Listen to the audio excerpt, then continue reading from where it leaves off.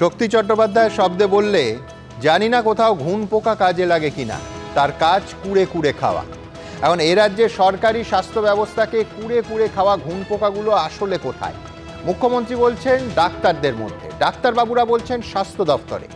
মেদিনীপুর মেডিকেলে প্রসূতির মর্মান্তিক মৃত্যুর পর কোনো পক্ষের ভূমিকায় কিন্তু প্রশ্নের ঊর্ধ্বে থাকছে না।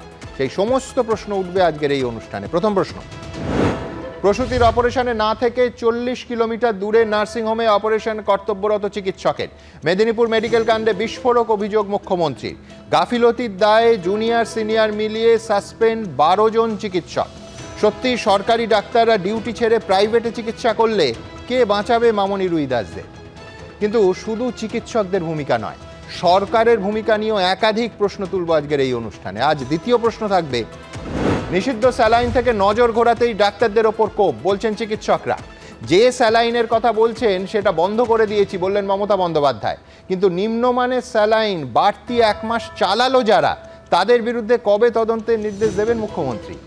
তৃতীয় প্রশ্ন, যারা সিজার করতে জানে না তাদেরই পাঠানো হয়েছিল, সিজার ছেড়ে দেওয়া হয়েছিল ট্রেনিদের হাতে, বলছেন খোদ মুখ্যমন্ত্রী। সব দোষ ওনার, উনিই তো স্বাস্থ্যমন্ত্রী, পাল্টা শুভেন্দু অধিকারী। কিন্তু এই মারাত্মক প্র্যাকটিস কি সত্যি চলছে রাজ্য জুড়ে? চতুর্থ প্রশ্ন, এই বিতর্কিত স্যালাইন নিয়ে 2015তেই আপত্তি জানান আলিপুরদুয়ারের সরকারি চিকিৎসক। সেই চিঠি দেয়ায় তাকে শোকজ ও বদলি করার অভিযোগ। আজ হাইকোর্টে উঠল সেই প্রসঙ্গ। 9 বছর আগে এই অভিযোগ ধামাচাপা দেওয়ার জন্য দায়ী কারা? পঞ্চম প্রশ্ন, 10ই ডিসেম্বর স্যালাইনের উৎপাদন বন্ধ করতে বলা হলেও হাসপাতালে ব্যবহারে কেন নিষেধাজ্ঞা জারি করা হয়নি? কি ব্যবস্থা সংস্থার বিরুদ্ধে? রাজ্যের রিপোর্ট চাইল হাইকোর্ট। স্যালাইন কাণ্ডে এবার কি অবশেষে তদন্তের আওতায় আসবেন এইসব প্রভাবশালীরা? ষষ্ঠ প্রশ্ন, আবার সেই মেদিনীপুর মেডিকেল। সরকারের ন্যায্য মূল্যের দোকান থেকে কেনা স্যালাইনেই মিলল ছত্রাক। নেই ব্যাচ নম্বর, এক্সপায়ারি ডেট বা ম্যানুফ্যাকচারিং ডেট। তবে কি শস্যের মধ্যেই ভূত লুকিয়ে?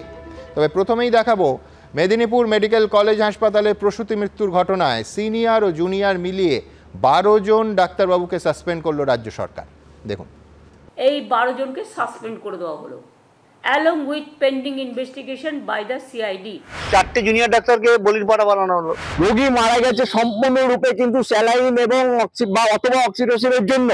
মেদিনীপুর মেডিকেলে প্রসূতি মৃত্যুর ঘটনা তোলপাড় ফেলে দিয়েছে সারা রাজ্যে। বহু আগে কর্ণাটকে নিষিদ্ধ করা হয় রিঙ্গাল্যাক্টেড স্যালাইন, কিন্তু তারপরও পশ্চিমবঙ্গে কিভাবে এর ব্যবহার চলছিল তা নিয়ে প্রশ্নের মুখে স্বাস্থ্য দপ্তর।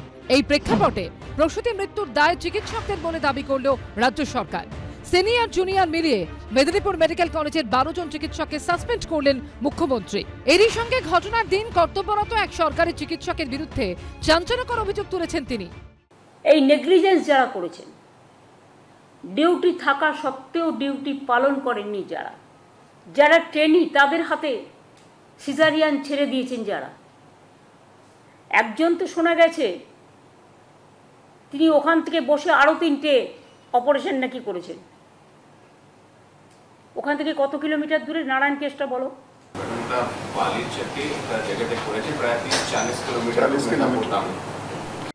প্রসূতি মৃত্যুর পরই সামনে আসে পশ্চিমবঙ্গ ফার্মাসিউটিক্যালের নিষিদ্ধ রিঙ্গাল্যাক্টেড স্যালাইন ব্যবহারের বিষয়টা। চিকিৎসকদের বড় অংশের দাবি প্রসূতির সংকটের দায় রিঙ্গাল্যাক্টেডের, কিন্তু সরকার চিকিৎসকদের বিরুদ্ধে কড়া ব্যবস্থা নিলেও এই বিষয়ে নীরব। পোস্টমর্টেম রিপোর্টে এবং এনকোয়ারি রিপোর্টে আমরা যেটা দেখছি যে দুটো জিনিসের কথাই আছে সেখানে।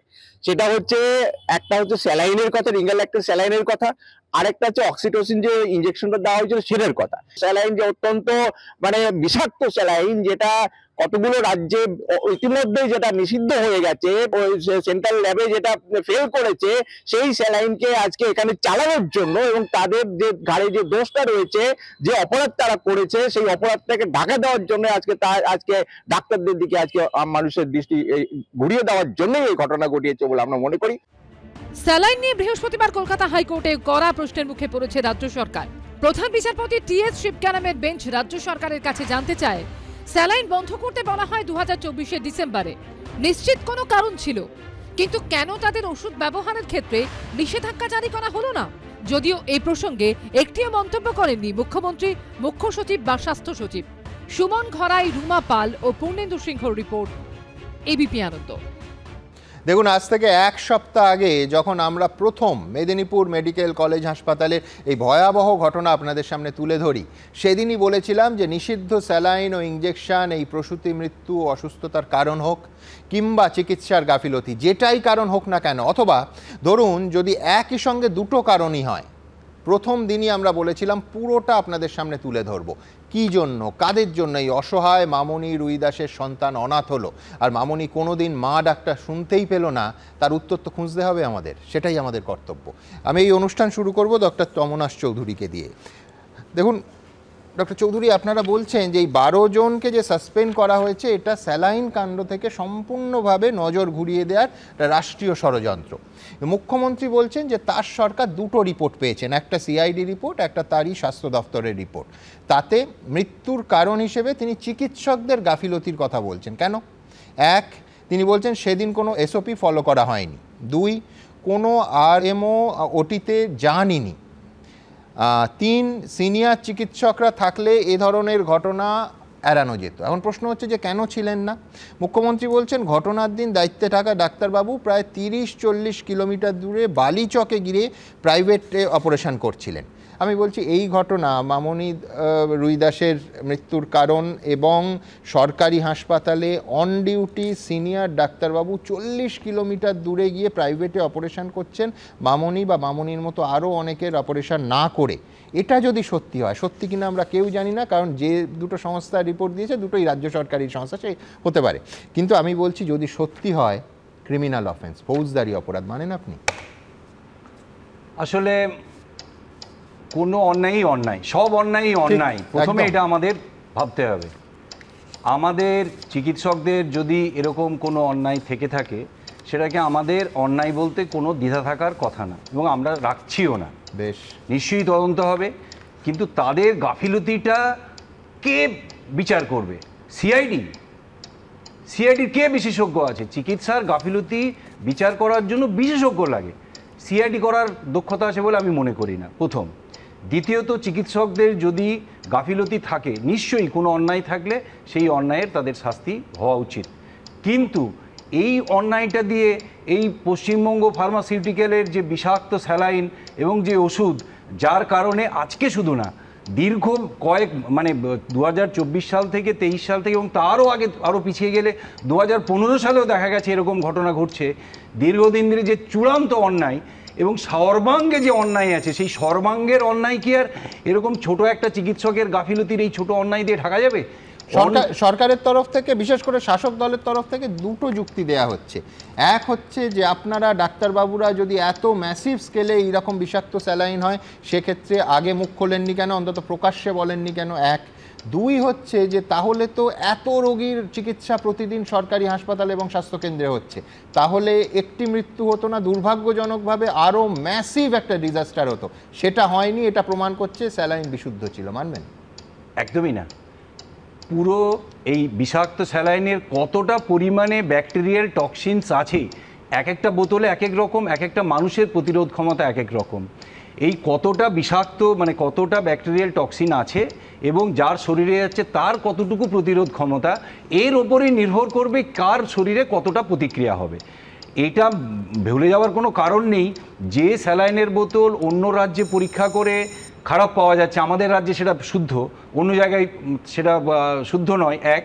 আর দ্বিতীয়ত, এই যে মৃত্যুর কারণ তো পোস্টমর্টম রিপোর্টে পরিষ্কার করে লেখা আছে, সেপ্টিসিমিয়া, সেপ্টিক শক তো হয় কোনো ব্যাকটেরিয়াল টক্সিন তার শরীরে যাওয়ার পর অতি দ্রুত মাত্রায় সেই ব্যাকটেরিয়া ছড়িয়ে পড়ার জন্য। মেডিকেল নেগলিজেন্স থেকে, অর্থাৎ জুনিয়ররা অপারেশন করেছে সেই থেকে, মেডিকেলি, তার কারণ আমরা কেউ বিশেষজ্ঞ নই, সেইটা থেকে সেপ্টিক শক হওয়া সম্ভব নয় কোনোভাবেই না। এটা সিনিয়র চিকিৎসকই অপারেশন করুক কি জুনিয়র চিকিৎসক অপারেশন করুক, যে জিনিস দিয়ে অপারেশন করা হয়, যন্ত্রপাতি ও চিকিৎসা করার সময়, অপারেশন করার সময় যে যে ওষুধ ব্যবহার করা হয়, যে ধরনের কাপড় জামা দিয়ে রোগীকে ঢেকে অপারেশন করা হয়, যে ছুরি কাঁচি দিয়ে অপারেশন করা হয়, সেটা যদি জুনিয়র অপারেশন করে বা সিনিয়র অপারেশন করে, দুজনের ক্ষেত্রেই একই হবে। হ্যাভিং সেড দ্যাট, আমার শেষ প্রশ্ন আপনার কাছে, যে জয়েন্ট প্ল্যাটফর্ম অফ ডক্টরস এত বড় ঘটনার পর আপনারা কি দেখেছেন যে এই ঘটনায় সত্যি সত্যি সিনিয়র ওই 40 কিলোমিটার দূরে প্রাইভেট নার্সিংহোমে গিয়ে কাজের সময় অন ডিউটি থাকার সময়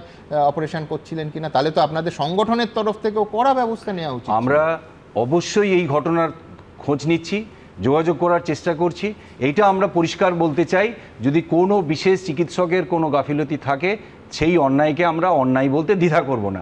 কিন্তু এটাও সাথে সাথে বলি, এই একটা চিকিৎসকের সামান্য অন্যায় দিয়ে সারা রাজ্যের চিকিৎসা ব্যবস্থার ভেতরে অঙ্গে অঙ্গে যে অন্যায় এবং যে দুর্নীতি জড়িয়ে আছে সেটাকে ঢাকা দেওয়ার চেষ্টা করাটা অত্যন্ত অন্যায়। সুমন বন্দ্যোপাধ্যায়ের কাছে আসবো, কিন্তু তার আগে মুদ্রার আরেকটা দিক একটু দেখি। যে আজকে মাঝে মাঝেই প্রেস কনফারেন্সে মমতা বন্দ্যোপাধ্যায়কে কিন্তু মনে হচ্ছিল তিনি রাজ্যের বিরোধী নেত্রী, মাঝে মাঝেই মনে হচ্ছিল না যে তিনি রাজ্যের স্বাস্থ্যমন্ত্রী এবং মুখ্যমন্ত্রী। তার কারণ সত্যি সিনিয়র চিকিৎসক একজন, তিনি যদি ডিউটি না করেন এবং সেটা প্র্যাকটিস হয়, তার দায়িত্ব রাজ্যের স্বাস্থ্যমন্ত্রীর, মুখ্যমন্ত্রীর এবং অবশ্যই সরকারের। এটা আমার প্রথম কথা। দ্বিতীয় কথা, যে আগেও বলেছি, দেখুন মামনির মৃত্যুর এই ভয়ঙ্কর ঘটনা সামনে এসেছে দুর্ভাগ্যজনকভাবে। যদি না আসতো, অর্থাৎ মামনি প্রাণ দিয়ে যেন দেখিয়ে দিল যে এই ধরনের ঘটনা হতে পারে। আমি কিন্তু going by chief minister's word এই দিকে যাচ্ছি, যে মুখ্যমন্ত্রী যে ঘটনার কথা বললেন, যে কর্তব্যরত ডাক্তারবাবু 40 কিলোমিটার দূরে প্রাইভেট প্র্যাকটিস করছিলেন, সেইটা মামনি রুইদাস যদি বেঁচে থাকতো, তার যদি প্রাণহানি না হতো, সে যদি মারা না যেত, তাহলে কোনোদিন জানতেই পারতাম না। এটা তো সার্বিকভাবে রাজ্য সরকার এবং স্বাস্থ্য দপ্তরের ব্যর্থতা। 3, যে আজকে মামনির মৃত্যুর পর সরকার বলছে যে জুনিয়র ডাক্তাররা নিজেরা, সিনিয়ররা কেউ নেই, এই অবস্থায় ওটি করছিল, যেটা সম্পূর্ণ বেআইনি। এই পার্টে আমাদের কোনো বক্তব্য নেই, সত্যি বেআইনি। কিন্তু পশ্চিমবঙ্গ সরকারের তরফে এই যে, এটা আগেও আপনাদের দেখিয়েছি, মেদিনীপুর কলেজ, মেডিকেল কলেজে বিজ্ঞপ্তি দিয়ে বলতে হচ্ছে যে তোমরা জুনিয়ররা নিজেরা ওটি করবে না। 13 তারিখের এই বিজ্ঞপ্তিটাই সুমনদা কি প্রমাণ করে না যে স্বাস্থ্য ব্যবস্থাটা এতদিন চোখ বন্ধ করেছিল? নয়তো যেটা অবভিয়াস, যেটা নিয়ে কোনো বিজ্ঞপ্তির দরকার হয় না, মানে সদা সত্য কথা বলিবে, পরের দ্রব্য না বলিয়া গ্রহণ করিবে না, তার জন্য বিজ্ঞপ্তি বের করতে হয় নাকি যে জুনিয়ররা সিনিয়রদের উপস্থিতি ছাড়া ওটি বাই দেমসেলস ওটি চালাবে না? না, সেটা তো দেখুন, ওটি রেজিস্টারে যে রিপোর্ট পাওয়া গেছে সেই রিপোর্টের মধ্যে অনেক গাফিলতির ছাপ রয়েছে। কিন্তু ফলে প্রশ্নটা হচ্ছে যে ওটি করার জন্য যে নিয়ম কানুন মনে মানা দরকার। আমি একটু আগে ডাক্তারবাবু বলছিলেন তদন্ত সিআইডি করছে, সিআইডি তো শুধু তদন্ত করেনি, 13 জন সিনিয়র চিকিৎসককে নিয়ে একটা তদন্ত কমিটি হয়েছে এবং সেই তদন্ত কমিটির রিপোর্টও পেশ হয়েছে এবং তাতে একাধিক অভিযোগ আছে। আমি জানি না, সেটা হতে পারে ওনারা ডাক্তারি সংগঠন করেন, ওনারা বলবেন যে এখন ওনারা খোঁজ নেবেন যে যখন সরকারি হসপিটালে, মেদিনীপুর সরকারি হসপিটালে যখন তার ওটি করার কথা, সেই সময় 40 কিলোমিটার দূরে একজন প্রাইভেট প্র্যাকটিস করছেন ডাক্তার। এই ঘটনাগুলো উনি জানেন। আমি বলছি হয়তো উনি সংগঠনের সদস্য হিসেবে বা সংগঠনের রিপ্রেজেন্টেটিভ হিসেবে কথাগুলো বলতে পারছেন না। এই ঘটনাগুলো আমাদের রাজ্যে কিন্তু বিভিন্ন সময় নানাভাবে ঘটে। আমি তর্কের খাতিরে, আপনি এখনো পর্যন্ত যে কটা কথা বলেছেন আমি তর্কের খাতিরে ধরে নিচ্ছি সব সত্যি, কিন্তু পাশাপাশি যদি একটা নিষিদ্ধ স্যালাইন, একটা বিতর্কিত স্যালাইন, যে স্যালাইন রাজ্য সরকার প্রোডাকশন স্টপ করে দিচ্ছে, 1 মাস ধরে এতগুলো মানুষের শরীরে ঢুকলো, তার দায় তো আমি তো বলছি সেটা সেইটার মানে ওই যে মানে প্রোডাকশনের যেটা স্টপ করার যে ঘটনা, সেটা তো রাজ্য সরকার তো বন্ধ করেছে।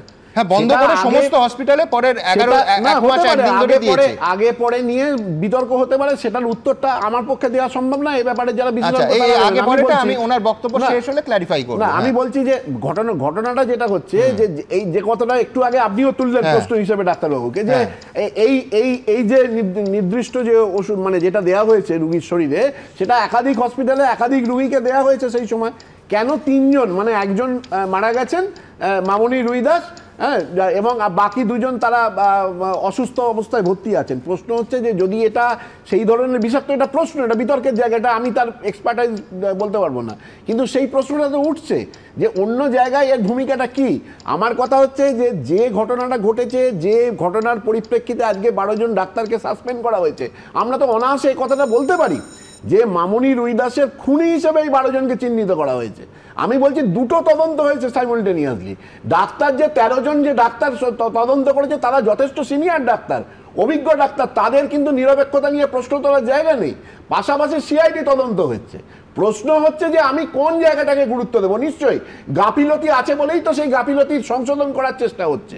তা সেই গাফিলতিটাকে আমি গুরুত্ব, মানে গাফিলতিটাকেও যেমন গুরুত্ব দেবো, গাফিলতির পেছনে যে ডাক্তাররা রয়েছে তাদের ভূমিকাটাকে গুরুত্ব দেবো না। আমরা তো এই ঘটনাগুলো না, এটা যদি সমান, আপনি একদম আপনার এই বাক্যটা একদম অর্থ বলেছেন, আপনি যদি সমান গুরুত্ব আজকের প্রেস কনফারেন্সেও পেত যে স্যালাইন নিয়েও আমি সমানভাবে তদন্ত করব, আমি একই সঙ্গে এই মামনি রুইদাস এখানে কর্তব্যরত চিকিৎসক অন ডিউটি অন্য জায়গায় গেছিলেন কিনা, ওটিতে ছিলেন কিনা, শুধু জুনিয়ররা ছিলেন কিনা, এইটা যদি সমানভাবে আসতো, বিশ্বাস করুন সুমনদা, কোনো আমাদের বলার জায়গাই থাকতো না। অথচ মুখ্যমন্ত্রী বললেন যে স্যালাইনের কথা আপনারা বলছেন অনেক স্টেটে চলছে, খোঁজ নিন, কিন্তু এটা তারা ব্যবহার করছে, এর ভেতরে অন্য কোনো কাহিনী থাকতে পারে, আমি এটা বন্ধ করে দিয়েছি বলে স্যালাইন বিষয়ে প্রশ্ন উঠলেই সেটা মাননীয় রাজ্যের স্বাস্থ্য সচিবের দিকে বলটা ঠেলে দিলেন। আমি বলছি কেন একই সঙ্গে বলা যেত না যে এই স্যালাইনের বিষয়েও আমি তদন্ত করছি এবং এটাও সিআইডি তদন্তের আওতায় আনবে? এই দ্বিধা কেন? তাই বলেছেন তা বলেননি তো, এটাকে বন্ধ করে দিয়েছেন। আপনি খোঁজ নিয়ে দেখুন, শুধুমাত্র কর্ণাটক বাদ দিয়ে, আমি বলছি কর্ণাটক বাদ দিয়ে আর কোন রাজ্যে কিন্তু এই যে জিনিসটা এটা বোধহয় ব্যান করা হয়নি। পশ্চিমবঙ্গে দ্বিতীয় রাজ্য হিসেবে ব্যান করা হয়েছে। হ্যাঁ, কিন্তু কিসের পরে ব্যান করা হয়েছে আপনি ক্রোনোলজিটা বুঝুন। বিতর্ক জারি থাকুক, তদন্ত বিতর্কের বিষয় নয়। কেন্দ্রীয় ড্রাগ সংস্থা এবং কর্ণাটক একসঙ্গে রাজ্য সরকারকে নিয়ে 3 দিন ধরে 4, 5, 6 3 দিন ধরে রেড করেছে চোপড়ায়, এই রাজ্যের চোপড়ায়। বন্ধ হয়নি, অভিযোগ পাওয়া গেছে বলেই তো বন্ধ করা হয়েছে। প্রশ্নটা অন্য জায়গায়, সেটা হচ্ছে যে কথাটা আপনি তুললেন যে ডাক্তাররা যে এইরকম ধরনের প্রাইভেট প্র্যাকটিস করছেন, এই মানে সরকারি চিকিৎসার সময়, মানে সরকারি হসপিটালে কাজ করার সময় তারা বাইরে করছেন, এই ঘটনাগুলো ঘটছে। তাই এই ঘটনাগুলো কি শুধু সরকারের দেখার কথা? যে সংগঠনগুলো সরকারি হাসপাতাল, সরকারি পরিকাঠামো কে দেখবে? রেলে করে পথে নামলো, সেই উত্তরপ্রদেশ সরকার দেখবে পশ্চিমবঙ্গে চলছে কিনা? সেই ডাক্তারি সংগঠন দেখবে না। একজন সরকারি চিকিৎসককে মনিটরিং করার দায়িত্ব তো সরকারের। আজকে আরজিকর মেডিকেল কলেজের যদি কোনো চিকিৎসক কোনো অন্যায়ে জড়িয়ে পড়েন, কি মেদিনীপুর মেডিকেল কলেজের কোনো চিকিৎসক কোনো অন্যায় করেন, এটা তো প্রথম দেখার কথা সরকারের। সরকার তো তার মনিটরিং, তার এমপ্লয়ার সরকার বলতে, এটা আমরা নিশ্চিত সমস্ত যত রকমের দুর্নীতি সমস্ত কিছু সরকারের উপর তলা অবধি জানা। দুজনের সঙ্গেই একমত যে সরকার যদি সমানভাবে দুটো জিনিস দেখে, দুজনকেই থামালাম, সমানভাবে দেখতো, কিচ্ছু বলার ছিল না। একই সঙ্গে তদন্তের আওতায় আসতে পারত যে কোন কর্তাদের দায়, কেন এই 1 মাস 1 দিন ধরে রাজ্য জুড়ে বিভিন্ন রোগীদের শরীরে এই বিতর্কিত স্যালাইন ঢুকলো, কোন কোন রোগীর শরীরে 1 মাস ধরে এই স্যালাইন ঢুকেছে, তাদের একটা চিকিৎসা, একটা শ্বেতপত্র, এই ব্যবস্থা কেন করবে না? আমি আমি গত শুক্রবার থেকে বহুবার দেখিয়েছি, আমি খুব দ্রুত একবার কোথায় সংশয়টা আপনাদের সামনে এবার রাখবো, সজলের কাছে তারপরে আসবো। গত শুক্রবার এই ডকুমেন্ট আমরা প্রথম দেখাই যে কর্ণাটক সরকার 22শে মার্চ 2024 তারিখটা লক্ষ্য করুন, বহুদিন আগে তারা স্পষ্ট ভাষায় গভর্নমেন্ট অফ ওয়েস্ট বেঙ্গলকে জানিয়ে দিলেন, the principal secretary government health and family welfare department West বেঙ্গলকে কপি করে যে এই যে স্যালাইন এটা শিলিগুড়ির দার্জিলিংয়ের অফিস থেকে যে তৈরি হচ্ছে পশ্চিমবঙ্গ ফার্মাসিউটিক্যালস, সেইটা 3 বছরের জন্য তারা ব্ল্যাকলিস্টেড করলেন। এবং তার আগের ঘটনাক্রম আপনারা সবাই জানেন, 5 জন প্রসূতি কর্ণাটকে মারা গেছিল, 27টা কমপ্লেন হয়েছিল এবং 16টা স্যাম্পল দেখা যায় সম্পূর্ণভাবে এই গুণমান খারাপ। দ্বিতীয় পার্টে আসি, রাজ্য সরকারের পার্টে। রাজ্য সরকার আপনারা জানেন এই কর্ণাটক সরকার কেন্দ্রীয় ড্রাগ সংস্থার সঙ্গে তারা একটা রেড করলো, সেই রেডের কিন্তু পার্ট ছিল রাজ্য সরকার। আমাদের পশ্চিমবঙ্গের চোপড়ায় 3 দিন ধরে 4, 5, 6 3 দিন ধরে রেড চললো এবং তারপর 10 তারিখ মেমো নাম্বার সমেত বলতে পারি 10ই ডিসেম্বর আমাদের রাজ্য সরকার স্পষ্ট ভাষায় বলল যে এই পশ্চিমবঙ্গ ফার্মাসিউটিক্যাল ইউনিট অফ ফারিস্তা বাণিজ্য লিমিটেড স্টপ ম্যানুফ্যাকচারিংয়ের অর্ডার বেরিয়ে গেল এইখানে, একেবারে মেমো নাম্বার DCSG 52-2024, একেবারে এই মেমো নাম্বারে 10ই ডিসেম্বর আমাদের রাজ্য সরকার স্টপ ম্যানুফ্যাকচারিং করে দিল। তৃতীয় পার্টে আসি, অবশেষে এই স্টপ ম্যানুফ্যাকচারিংয়ের সঙ্গে যেটা করা উচিত সেই নোটিশটা বেরোলো 13ই জানুয়ারি।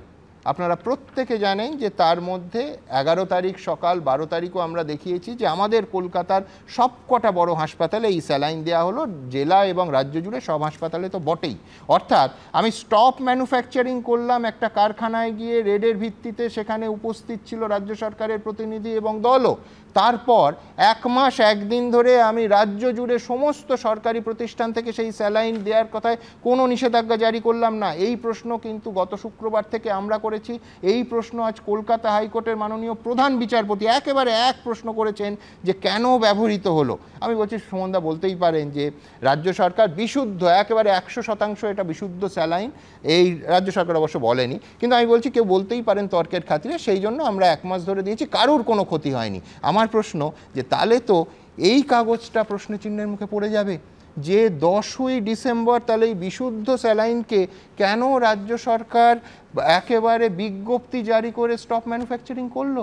আমি বলছি এক ধাঁধা, বিশ্বাস করুন গত 1 সপ্তাহ ধরে এই ধাঁধার উত্তর খুঁজে যাচ্ছি, পাচ্ছি না এখনো। সজল ঘোষের কাছে আছে? না, এই প্রশ্নের উত্তর কারোর কাছেই নেই। আর এটার ভেতরে কি লুকিয়ে আছে আপনিও জানেন, আমিও জানি। দেখুন, আমি প্রথমেই মামনি রুইদাস এবং একটি শিশু যার এখনও নামকরণও হয়নি, তাদের আত্মার প্রতি শান্তি কামনা করে আমি 2-4টে কথা বলবো। ডাক্তাররা সিজার করতে জানেন না, মুখ্যমন্ত্রী নিজেই বলেছেন তার হোম ডেলিভারি হয়েছিল, শুধু আমরা জানি না ডেলিভারিটা সুইগি করেছে না জোম্যাটো করেছে। প্রশ্নটা হচ্ছে একদম সিরিয়াস নোটে, আপনি স্যালাইন বন্ধের কথা বলছিলেন। স্যালাইন তো সরকার 1 মাস 13 দিন বাদে হোক, যবেই হোক, তিনি সরকারি হাসপাতালেই স্যালাইনটা বন্ধের নোটিশ দিলেন। এর বদলে কোন স্যালাইনটা চলবে সেই স্যালাইনটার যোগান কি সরকার দিয়েছিল? আজকে যদি সেই স্যালাইনটা ছাড়া তার কাছে যদি অপশান না থাকে, আপনাকে ডাক্তারকে 2টো পথ দিতে হবে। একটা হচ্ছে ওই স্যালাইনটা দিলে বাঁচতেও পারে, মরতেও পারে, অতএব ওটাই দিতে হবে। নুন জলগুলো তো স্যালাইন হিসেবে ব্যবহার করতে পারেন না। সাবস্টিটিউট স্যালাইনটা দেওয়ার ব্যবস্থা করার কথাটা ডাক্তারদের মাথায় এলো না, অথচ ওই ডিপার্টমেন্টে একজন নারায়ণ শিলা বসে আছেন, ভগবানের স্বরূপ, তাদেরও কারোর মাথায় এলো না। মুখ্যমন্ত্রী মাথার কথা ছেড়েই দিলাম।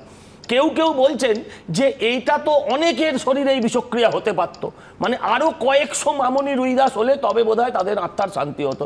আমি বলি, ধরুন ঘুমের ওষুধ কেউ 2-4টে খেলেও মরে যায়, আবার তৃণমূলের বহু নেতাকে দেখেছি মুটো মুটো ঘুমের ওষুধ খেয়েও তাদের কিছু ঘটনা ঘটে না, এ তো আমরা দেখেছি। তাহলে সব বিষ সবার শরীরে সমানভাবে যে প্রতিক্রিয়া করে না, এটা এখানে পরিষ্কার। সজল, এইখানে কিন্তু আমি একটা কথা বলতে হবে, আজকে মাননীয় প্রধান বিচারপতি এই প্রশ্নের উত্তর দিয়েছেন যে এটা এমন কিছু বিরল ওষুধ নয় যে সরকার চাইলে এই মুহূর্তের মধ্যে স্টপ ম্যানুফ্যাকচারিং বলে এই স্যালাইনের বিকল্প যোগাতে পারবে না, সমস্ত দোকানে পাওয়া যায়। সরকার চাইলে প্রকিউর করতে লোকালি প্রকিউর করা যাবে, প্রত্যেক জেলায় এই জিনিস পাওয়া যায়। যোগানোর কথা তো চিন্তাও করেনি সরকার। আমার প্রশ্ন এটা যে সরকার চাইলে কেন যোগাতে পারবে না, কিন্তু এটা এমন কোনো দুষ্প্রাপ্য বস্তু না, কিন্তু যোগানোর কথাটা চিন্তাও করেনি। এই যে এখানে বলছেন যে 40 কিলোমিটার দূরে, এটাও কিন্তু নিজে বললেন না, উনি ওই নারায়ণ ঠাকুরকে দিয়ে বলালেন যে 40 কিলোমিটার দূরে একটা জায়গায় 3টে অপারেশন করছিলেন। ইনি বললেন যে এটা তো সবাই জানে, আপনি জানেন না, ডাক্তারবাবুর দিকে আঙুল তুলেন। আমি প্রশ্ন করি, এটা আপনি জানেন, ওই ডাক্তারবাবু জানেন, বিশ্বাস করুন আমিও জানি যে ধরনের ঘটনা ঘটেই, হামেশাই ঘটে, কিন্তু প্রশ্ন হচ্ছে এটা কি স্বাস্থ্যমন্ত্রী নিজেই জানেন না? রেল অ্যাক্সিডেন্ট হলে যদি রেলমন্ত্রীকে যদি পদত্যাগ করতে হয়, তাহলে আমার প্রশ্ন হচ্ছে এত বড় একটা ব্লান্ডারের পরে মুখ্যমন্ত্রী কিভাবে নির্লজ্জের মতন প্রেস স্টেটমেন্ট করে ডাক্তারদের সাসপেন্ড করেন? আমি বলছি, ডাক্তাররা যদি কার্যে গাফিলতি করে তাদের শাস্তি হোক, আমরা সবাই চাই, বাংলার সমস্ত মানুষ চাইবে, কিন্তু ডাক্তারদের খুনি এবং ষড়যন্ত্রকারী, এটা যেটা প্রথম দিন একজন ডাক্তারের ছেলে প্রথম দিনই কিন্তু ঘটনা ঘটার সঙ্গে সঙ্গে রিয়াকশন দিয়ে ফেলেছিলেন, এটার পেছনে ষড়যন্ত্রও থাকতে পারে।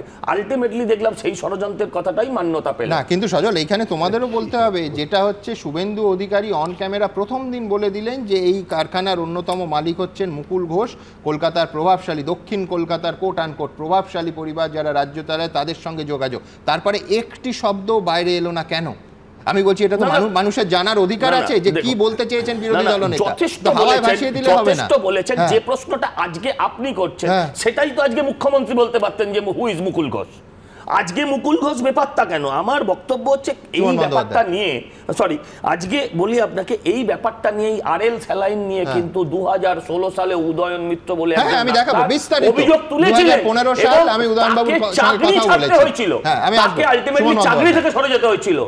না, আমি আমার খুব আশ্চর্য লাগছে, একটা সিরিয়াস ব্যাপারে আপনি আলোচনা করছেন, অত্যন্ত সিরিয়াস ব্যাপার, একজনের মৃত্যু ঘটেছে ঘটনা, এখানে মুখ্যমন্ত্রীর মতো একজন মাতৃসমা মহিলার তার জন্মটা কিভাবে হোম ডেলিভারি হয়েছিল সুইগি বা কিনা এই যে প্রশ্ন, এই ধরনের প্রশ্ন যারা তোলেন, আপনি একটু আগে বলছিলেন না আপনার কথা যে পশ্চিমবঙ্গে আজকে সাংবাদিক সম্মেলনের সময় মনে হচ্ছিল যে মমতা বন্দ্যোপাধ্যায় বিরোধী নেত্রী হিসেবে, আপনি বলছিলেন না কথাটা। পশ্চিমবঙ্গের প্রবলেমটা এইতে যে বিরোধী শক্তি তারা শুধু কুৎসা করতে আছে, অপপ্রচার করতে আছে, মাতৃসমা মুখ্যমন্ত্রীর প্রতি এই ধরনের অসৌজন্যমূলক বক্তব্য। না না, আমি বলছি যেটা অত্যন্ত অন্যায়, আমি বলছি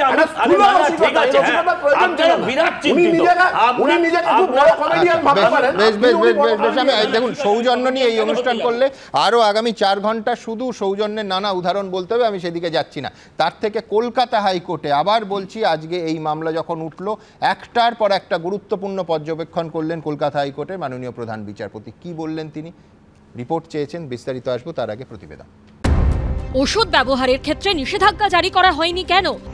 ফার্মাসিউটিক্যাল কোম্পানির বিরুদ্ধে রাজ্য সরকার কি ব্যবস্থা নিয়েছে? কোম্পানিকে কি নোটিশ দেওয়া হয়েছে? স্যালাইন কাণ্ড নিয়ে বৃহস্পতিবার কলকাতা হাইকোর্টে এরকমই কড়া প্রশ্নের মুখে পড়ল রাজ্য সরকার। জনস্বার্থ মামলার শুনানিতে বৃহস্পতিবার কলকাতা হাইকোর্টের প্রধান বিচারপতির বেঞ্চ প্রশ্ন তোলে, স্যালাইন বন্ধ করতে বলা হয় 2024-এর ডিসেম্বরে। নিশ্চিত কোনো কারণ ছিল কেন তাদের ওষুধ ব্যবহারের ক্ষেত্রে নিষেধাজ্ঞা জারি করা হলো না? অ্যাডভোকেট জেনারেল যুক্তি দেওয়ার চেষ্টা করেন, এক রাতেই বন্ধ করলে 30,000 স্যালাইন কিভাবে জোগাড় হতো? কিন্তু বিচারপতির সঙ্গে সঙ্গে বলেন, খুব সহজেই পাওয়া যায়।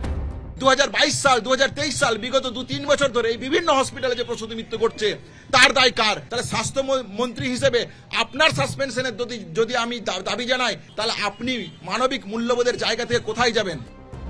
অ্যাডভোকেট জেনারেলের উদ্দেশ্যে প্রধান বিচারপতি এদিন আরো বলেন, ফুড সেফটি অফিসার কোনো রেস্তোরাঁয় গিয়ে যদি দেখেন মাংস নষ্ট হয়ে গেছে, তিনি কি করবেন? সঙ্গে সঙ্গে সেটা বন্ধ করা উচিত, যাতে কেউ সেই খাবার খেয়ে অসুস্থ না হন। যে মুহূর্তে রোগীর মৃত্যু হলো, আপনাদের উচিত ছিল নোটিশ জারি করা, এত দেরি হলো। অ্যাডভোকেট জেনারেল সওয়াল করেন, যে ওষুধের কথা বলা হচ্ছে তা নিষিদ্ধ নয়, এটা চিকিৎসার গাফিলতি, অনুসন্ধান করতে হবে। একই সংস্থা অসম, বিহার, কর্ণাটক, তামিলনাড়ু সহ অন্য রাজ্যেও স্যালাইন সরবরাহ করে। ঘটনাচক্রে এই রাজ্যে 5 জন অসুস্থ হয়েছেন। রাজ্য সরকারের আইনজীবীকে প্রধান বিচারপতি এদিন বলেন, সব হাসপাতালে রিঙ্গাল ল্যাক্টেট স্যালাইন ব্যবহার বন্ধ করতে হবে। যারা এই ওষুধ ব্যবহার করে ক্ষতিগ্রস্ত হয়েছে, তাদের পরিবারকে ক্ষতিপূরণ দিতে হবে। অ্যাডভোকেট জেনারেল জানান, রাজ্য সরকার আগেই এই স্যালাইনের ব্যবহার বন্ধ করেছে। প্রধান বিচারপতি প্রশ্ন করেন, ওই কোম্পানিকে নোটিশ দেওয়া হয়েছে? উত্তরে অ্যাডভোকেট জেনারেল জানান, নোটিশ দেওয়া হয়নি। যে কোম্পানির ওষুধ তৈরি হলো, যে কোম্পানির স্যালাইন তৈরি হলো, সেই জিনিসগুলো আপনি ব্যান করে দিলেন, অর্ডার দিয়ে ব্যান হয়ে গেল, কিন্তু সেই কোম্পানির কাছে কোনো আমরা এখনো পর্যন্ত কারো সাসপেনশন দেখতে পেলাম না। স্যালাইন সংক্রান্ত মামলায় রাজ্য সরকারকে হলফনামা দেওয়ার নির্দেশ দিয়েছে হাইকোর্ট। সংস্থার বিরুদ্ধে কি পদক্ষেপ নেওয়া হয়েছে তা নিয়েও রিপোর্ট চেয়েছেন বিচারপতি। 30শে জানুয়ারি এই মামলার পরবর্তী শুনানি। রুমা পাল, শিবাশিস মৌলিক ও সন্দীপ সরকারের report, ABP Ananda. Aniket Mahato, doctor Aniket Mahato junior ডাক্তার আমাদের সঙ্গে যোগ দিয়েছেন। অনিকেত, আপনারা যখন কর্মবিরতিতে গেলেন আরজিকর কাণ্ডে, তখন সরকারি স্বাস্থ্য ব্যবস্থা এই পিজিটি, এই জুনিয়র ডাক্তারদের ওপর কতটা নির্ভরশীল সেটা খুব পরিষ্কার হয়ে গেছিল। কিন্তু এই যে ভয়াবহ ছবিটা আজকে দেখা যাচ্ছে, এমনকি আমি যদি শুধু মুখ্যমন্ত্রী প্রেস কনফারেন্সটা ধরি, যে সিনিয়ররা প্রাইভেটে অপারেশন করছেন আর জুনিয়ররা কার্যত হাসপাতাল চালাচ্ছেন, সিনিয়রদের অনুপস্থিতিতে তাদের অপারেশন করতে হচ্ছে। আমার পরিষ্কার কথা যে এটা কি জেনারেল প্র্যাকটিস? এটা কি শুধু মেদিনীপুরের একটা বিচ্ছিন্ন ঘটনা যদি সত্যি হয়, নাকি রাজ্যে সর্বত্র এটা চলছে যে চিকিৎসা ব্যবস্থাটা কার্যত অনেক ক্ষেত্রে আইন অতিক্রম করে জুনিয়র ডাক্তারদের করতে হচ্ছে? কোনটা বাস্তব ছবিটা কি বলুন? যে কথাটা বলার সেটা হচ্ছে যে আজকে আমরা এই আলোচনা করছি মিদনাপুরে মেডিকেল কলেজে প্রসূতির মৃত্যুকে প্রসঙ্গ করে, কেন্দ্র করে। তাহলে এই প্রসঙ্গের কেন্দ্র করে যে আলোচনা উঠে আসছে সেটা হচ্ছে যে আজকে 12 জন চিকিৎসককে সাসপেন্ড করা হয়েছে, সিনিয়র জুনিয়র মিলিয়ে। এবং যে জায়গাটা দেখা যাচ্ছে সেটা হচ্ছে যে মূলত এই প্রসূতি মৃত্যুর কারণ হিসেবে এরাই দায়ী। সেখানে দেখা যাচ্ছে যে সিনিয়র ছিলেন কি ছিলেন না এই নিয়ে প্রশ্ন উঠছে। তাহলে আপনার প্রশ্ন নয়, মুখ্যমন্ত্রী পরিষ্কার করে দিয়েছেন যে শুধু সাসপেন্ড নয়, এরপর সিআইডি তারা কেসের তদন্ত করছেন, এরপর এফআইআর হবে। স্পেসিফিক্যালি সাংবাদিকরা প্রশ্ন তো করেছিলেন যে এফআইআর হবে কিনা, তিনি বলছেন একেবারে মানে ইঙ্গিত দিয়েছেন যে পরিষ্কার যেভাবে ক্রিমিনাল প্রসিডিংস হয় সেভাবে হবে। মানে এটা শুরু। তাহলে যে কথা বলার সেটা হচ্ছে যে সিনিয়র চিকিৎসক ছিল কি ছিল না এটা দেখার দায়িত্ব কার? এই দেখার দায়িত্ব জুনিয়র ডাক্তারদের? তাহলে সিআইডি, আর দ্বিতীয় কথা আপনি যে বলছেন সিআইডি ইনভেস্টিগেশন করবে, উনি বলেছেন সিআইডি রিপোর্টও দিয়েছে যে মানে এইগুলো দিনের মতন, দিনের আলোর মতন না হাস্যকর জিনিস তৈরি হচ্ছে। মানুষের চিকিৎসা পরিষেবা নিয়ে এই ধরনের হাস্যকর জিনিস তৈরি করাই না করাই কাম্য বলে আমি মনে করি। কেন বলছি, সিআইডি আপনি তদন্তের কথা বলছেন, একটা প্রসূতি মৃত্যু ঘটছে এবং কিছু প্রসূতি মৃত্যুর সাথে পাঞ্জা লড়ছে শিশুতে। আপনি একটু পিছনে চলে যান, 2015 সালে একজন শিক্ষক চিকিৎসক পরিষ্কারভাবে আইডেন্টিফাই করে প্রসূতি মৃত্যুর কথা বলছে। 2022 সালের জানুয়ারি মাস, ফেব্রুয়ারি মাস এবং মে মাস, স্পেসিফিকলি 3টে মান্থ আমি উল্লেখ করে বলছি। আপনি আরজিকর মেডিকেল কলেজে ম্যাটার্নাল মর্টালিটি ডেথ অডিট দেখুন, প্রত্যেকটা ম্যাটার্নাল মর্টালিটি ডেথ অডিট হয়, এটা দিনের আলোর মতন পরিষ্কার। তাহলে এই যাবতীয় ডকুমেন্ট স্বাস্থ্য ভবনে আছে। তাহলে স্বাস্থ্য ভবনে এই যে সেম প্যাটার্ন অফ ডেথ, যে কথাটা বারবার আমি বলতে চাইছি, এই ঘটনাটা শুধুমাত্র মিদনাপুর মেডিকেল কলেজের ঘটনা নয়। এই ঘটনা 2015 সালে শিক্ষক চিকিৎসক একজন যেমন হাইলাইটেড করছেন, 2022 সালে আমি নিজে পিজিটি থাকাকালীন সেম প্রবলেম আরজিকর মেডিকেল কলেজে ফেস করেছি। এবং শুধুমাত্র আরজিকর মেডিকেল কলেজ কেন, আপনি কলকাতা মেডিকেল কলেজ যান, নর্থ বেঙ্গল মেডিকেল কলেজ যান, ইমামবাড়া হসপিটালে যান, বারাসাত হসপিটালে যান, মানে আপনি একগুচ্ছ সমস্যার কথা এই 1 থেকে 1.5 বছরের মধ্যে দেখতে পাবেন। তাই যদি হয় অনেকে এই ভয়ঙ্কর সমস্যা এত বছর ধরে চলে আসছে এবং তোমরা রাজ্য সরকারকে জানাচ্ছ বা অডিট হচ্ছে, রিপোর্ট হচ্ছে, সেটা বাইরে আসছে না। আরজিকর নিয়ে জুনিয়র ডাক্তাররা এত বড় আন্দোলনের তো 1 নম্বর বা 2 নম্বর, 1 নম্বর না হোক 2 নম্বর ইস্যুই এটা হওয়া উচিত ছিল। তার কারণ মানুষের মৃত্যু হচ্ছে না, সেই জায়গা থেকে তো আমরা শিশু অসুরক্ষিত হচ্ছে, সেই জায়গা থেকে তো আমরা 9ই আগস্টের ঘটনাকে কেন্দ্র করে যখন আমাদের আন্দোলন হয়, অভয়ার ন্যায় বিচারের দাবিকে নিয়ে যেমন আন্দোলন হয়, সেখানে স্বাস্থ্য দুর্নীতির প্রসঙ্গ নিয়ে আমরা সমান সরব ছিলাম। তখন তো আমাদেরকে বলা হতো যে তোমরা চেয়ার চাইছো মনে হচ্ছে যেন। আমরা হেলথ ইনফ্রাস্ট্রাকচার নিয়ে আমরা প্রশ্ন করিনি, হাজার প্রশ্ন করেছি, তখন তো বলছেন তোমরা চেয়ার চাইছো যেন, বিচারের পথে তোমরা আর নেই। তাহলে আমরা কেন বলছি এই প্রাত্যহিক সমস্যার সাথে জুনিয়র ডাক্তার, সিনিয়র ডাক্তাররা ডে টু ডে ইনভলভ। যে কথাটা কিন্তু এই প্রতিদিনকার, তোমারই ভাষায় প্রতিদিনকার যন্ত্রণা তোমরা কেন কর্তৃপক্ষকে জানাওনি এবং ওপরে মানে বাইরে প্রকাশ্যে কেন বলোনি? মানে আমি বলছি মানুষের মৃত্যু, এবং সত্যি যদি এই ছবি বাস্তব ছবি হয় এই রাজ্যের সরকারি পরিকাঠামোয় যে জুনিয়ররা চালাচ্ছে, সিনিয়ররা স্পটেই নেই, ওটি জুনিয়রদের প্রথম বর্ষের পিজিটিদের করতে হচ্ছে, যাদের করার কথাই নয়, যে করাটা সম্পূর্ণভাবে বেআইনি। এই যদি ছবি হয় তাহলে তোমরা জানাওনি কেন? না, পুরোটা এরকম ছবি, এইটা আমি মানে সোজা বাংলায় বলে আগে বলনি কেন? না, যে কথাটা যদি বলেন আগে বলনি কেন, তাহলে হচ্ছে 2015 সালে শিক্ষক চিকিৎসক তার ঊর্ধ্বতন কর্তৃপক্ষের কাছে রিটেন লেটার দিয়ে জানিয়েছেন। 2022 সালে আরজিকর মেডিকেল কলেজ যেখানে আমি চিকিৎসা করেছি, সেখানে আমার অ্যানাস্থেসিয়া ডিপার্টমেন্ট, গাইনি ডিপার্টমেন্ট পরিষ্কারভাবে কর্তৃপক্ষের কাছে জানিয়েছে। এবং অদ্ভুতভাবে যেটা লক্ষণীয়, এই ধরনের মানে স্যালাইন সংক্রান্ত সমস্যা তোমার চোখে হয়েছে। আপনি একদম টু দা পয়েন্ট বলছি, কেন আরএল, হোয়াই আরএল, কেন এই কথাটা নিয়ে আমরা এত উদ্বিগ্ন, কেন আরএল এর পিছনে আমরা ছুটে বেড়াচ্ছি, বা এই যে 10টা ওষুধ ব্যান করেছে এর পিছনে ছুটে বেড়াচ্ছি কেন? বলতে চাইছি যে 12টার যে সাসপেন্ড করেছেন এইটা আপনার একটা ভুল সিদ্ধান্ত। কেন বলছি এই জন্যই 2022 সালে 2023-এর যখন জানুয়ারি, ফেব্রুয়ারি এবং মে মাসে এই ধরনের ঘটনা আরজিকর মেডিকেল কলেজে ঘটে, ও কর্তৃপক্ষকে যখন জানানো হয় কি রিপোর্ট এলো এটা আমরা পাইনি। কিন্তু আমরা কি দেখতে পেলাম? আমরা দেখতে পেলাম অপস ডিপার্টমেন্টে আরএলআর চলছে না। কেন হলো? আজ 1.5 বছর ধরে আরজিকর মেডিকেল কলেজের গাইনি অপস ডিপার্টমেন্টে আরএল চলে না। কেন? উত্তর দিন আমাকে।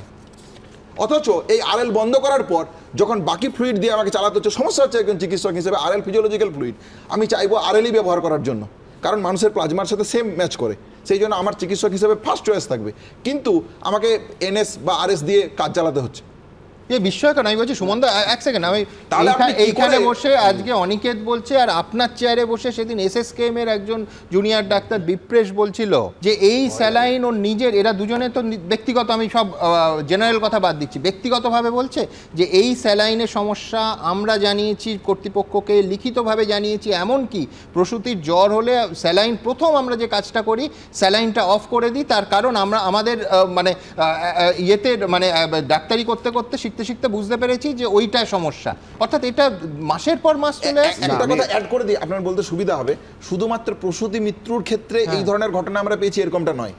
এইগুলো হাইলাইটেড কেন? কারণ এর প্রকৃত ডেট অডিট হয়, সেই জন্য এগুলো ডকুমেন্ট আকারে আমাদের কাছে থাকে। একটা অর্থোপেডিক্স পেশেন্ট, একটা জেনারেল সার্জারির পেশেন্ট বা একটা মেডিসিনের পেশেন্ট, সেম সমস্যা পাওয়া যায়। যদি আপনি অডিট করেন, ডেট অডিট করেন, তাহলে এই সমস্যা আপনিও পাবেন। আমি একটা পার্সোনাল এক্সপিরিয়েন্স থেকে এই কথা বলছি, তারপর আপনি শেয়ার বলবেন।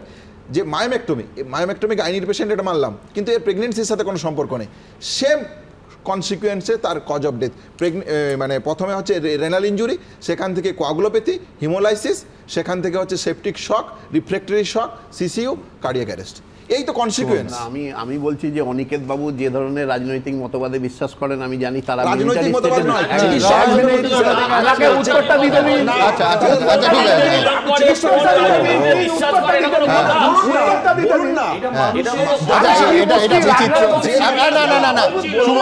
সুমন বন্দ্যোপাধ্যায়ের কাছে যাব, কিন্তু আমার সুমনদার কথা আমার একটা আপত্তি থাকবে। সুমনদা, রাজ্য সরকার যে 13 জন, প্লিজ, যে 13 জন সিনিয়র ডাক্তারকে, সুমনদা অনিকেত দুজনকে থামালাম, আমি বলছি বিস্ময়কর না। সুমনদা আপনার কাছেই যাব, সেটা হচ্ছে কিন্তু আপনি একটু আগে 13 জন ডাক্তার যাদের রাজ্য সরকার বেঁচেছেন সিনিয়র ডাক্তার, তাদের একেবারে সরকারি ডাক্তার প্রশ্নের ঊর্ধ্বে, কোনো ধরনের সংশয়ের ঊর্ধ্বে পাঠিয়ে দিলেন, হ্যাঁ, নিরপেক্ষ করে দিলেন। আর ও কোন রাজনীতি করে গোল্লায় যান, ও আমি ধরে নিচ্ছি নাশকতার রাজনীতির সঙ্গে যুক্ত আছে, কিন্তু ওর চিকিৎসা, আমি বলছি ও যে রাজনৈতিক মতবাদে বিশ্বাস করে, বলুন কি মুশকিল তাতে? অনিকেতরা মিলিটারি স্টেটে বিশ্বাস করে না, আমি জানি এটা মিলিটারি স্টেট নয় এটা। আর নরেন্দ্র মোদীজি 1975-এর পর দ্বিতীয়বার ভারতে জরুরি অবস্থা, জরুরি অবস্থা জারি করেননি। দাঁড়ানো, শোনো না, মানে আপনি সার্টিফিকেট দিচ্ছিলেন যে উনি বলছেন কি করে যে জুনিয়র ডাক্তাররা কাজ করছে কিনা দেখবে কে? কি মুশকিল এই কথা? জুনিয়র ডাক্তারদের পেছনে কি সিনিয়র ডাক্তারদের পেছনে কি জুনিয়র ডাক্তারদের তারা নিজেরা কাজ করতে চায় না? জুনিয়র ডাক্তার বলছে প্রসূতি মৃত্যুর কারণ কি, পেছনে কি সঠিক করে না প্রসূতি মৃত্যুর কারণ কি? আমি তো আমি একটা, হ্যাঁ, এই কথাটা মানতে অসুবিধা কথা বলুন, আসল কথাটা বলুন। মাঝখানে এদিক সেদিক গিয়ে 2023 সালে উত্তেজনা প্রশমিত সালে যে ডেথ হলো, কেন ডেথ হলো? 2015 যে ডেথ হলো, কেন ডেথ হলো? 2024 যে ডেথ হলো, কেন ডেথ হলো? এতগুলো মানুষের মৃত্যু হবে আর আমরা চিকিৎসক হিসেবে বসে বসে দেখবো? এই যদি মনে হয় তাহলে দেখুন, একটা সমস্যা হচ্ছে, সেটা হচ্ছে যেহেতু স্টুডিওতে বোধহয় 2 জন ডাক্তার আছেন, একজন সিনিয়র একজন জুনিয়র, সেহেতু সবাই উত্তেজিত হচ্ছেন, ভাবছেন যে যদি কোনো শরীর খারাপ হয় তারা দেখে নেবেন। ব্যাপারটা ঠিক অত সহজ নয়। যাই হোক, জোকস অ্যাপার্ট, এটা না করলে থামানো যাচ্ছিল না। আমি পরে একটা চিঠির প্রসঙ্গে আসবো, তার কারণ আমাদের এই যে জানানো, লিখিতভাবে জানানো, বারবার যেটা নিয়ে জিজ্ঞাসার চিহ্ন আসছে, সেটা হচ্ছে এই চিঠি বলছে, এই চিঠির যা লেখা হচ্ছে, 11ই জুন 2015 আলিপুরদুয়ার ডিস্ট্রিক্ট হসপিটালের সুপারিনটেন্ডেন্টকে একজন মাননীয় চিকিৎসক লিখছেন। একেবারে কি লিখছেন, কি ভয়ঙ্কর তার বয়ান, আমি তাতে আসবো। প্রাক্তন চিকিৎসক, এখন তিনি পদত্যাগ করেছেন, তার নাম উদয়ন মিত্র। এইবার আমি এই চিঠির প্রসঙ্গে আসব। চিঠিতে সঙ্গে আরও 2 জন চিকিৎসক আছেন, তথ্যের খাতিরে এটাও আমার বলে নেওয়া উচিত, কিন্তু তারা সার্ভিসে আছেন, তাদের নাম এই জন্য আমি ঢেকেছি। কি বলা হচ্ছে? মারাত্মক কথা বলা হচ্ছে যে হাসপাতালে দেয়া একটা স্যালাইন ব্যবহার করলে গত কয়েক মাসে প্রসূতির মৃত্যুর হার সিজারিয়ান সেকশনে বেড়ে যাচ্ছে। লিখিতভাবে এই যে জানানোর কথা হচ্ছে না, 2015 সালে জানানো হচ্ছে, এবং বলছেন যে ওই একই স্যালাইন বাইরের দোকান থেকে ওই স্যালাইন কিনে অন্য ব্র্যান্ডের, সেটা যদি ব্যবহার করা হয় তাহলে প্রসূতি মৃত্যু হচ্ছে না। ডক্টর উদয়ন মিত্রর অভিযোগ, মারাত্মক অভিযোগ, সেটা হচ্ছে এই চিঠি দেওয়ার পর তাকে হেনস্থার শিকার হতে হয়, কার্যত তাকে পদত্যাগ করতে বাধ্য করা হয়। এইটা হচ্ছে সেই জানানোর ফল। আমি শোকজ করা হয় এই চিঠির জন্য তাকে।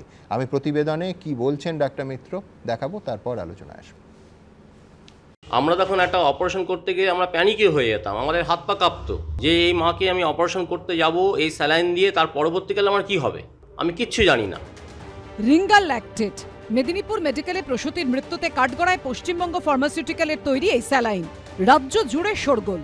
কর্ণাটকে বহু আগে এই রিঙ্গাল ল্যাকটেটের জেরে প্রসূতি মৃত্যুর অভিযোগ উঠলেও কেন দিনের পর দিন, মাসের পর মাস তা পশ্চিমবঙ্গে সরকারি হাসপাতালে ব্যবহার করা হয়েছে তা নিয়ে এখন নানা প্রশ্ন।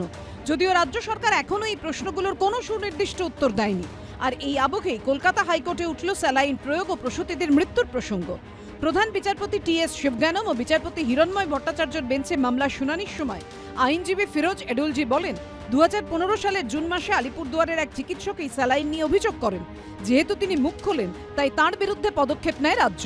কর্ণাটকে এই সংস্থাকে 3 বছর ব্যান করে দেওয়া হয়। তারপরেও এই রাজ্য এই সংস্থাকে কাজের সুযোগ দেয়। স্বাস্থ্য সচিব সব জেনেও কিছু করেননি। আদালতে এদিন যার কথা ওঠে সেই উদয়ন মিত্র আলিপুরদুয়ার জেলা হাসপাতালের চিকিৎসক ছিলেন। তখন হঠাৎ করে প্রসূতিদের মৃত্যুর সংখ্যা বেড়ে যায়। প্রায় বছর 10 আগে 2015 সালে হাসপাতালের সুপারকে এ বিষয়ে চিঠি দিয়ে জানিয়েছিলেন তিনি। চিঠিতে চিকিৎসক উদয়ন মিত্র লিখেছিলেন, গত কয়েক মাসে প্রসূতিদের শারীরিক জটিলতার হার অনেক বেড়ে গিয়েছে, বিশেষ করে সিজারের পর। কিন্তু যখন হাসপাতালের বাইরে থেকে নামী সংস্থার স্যালাইন কিনে দেয়া হয়েছে তখনই আর কোনো জটিলতা দেখা দেয়নি।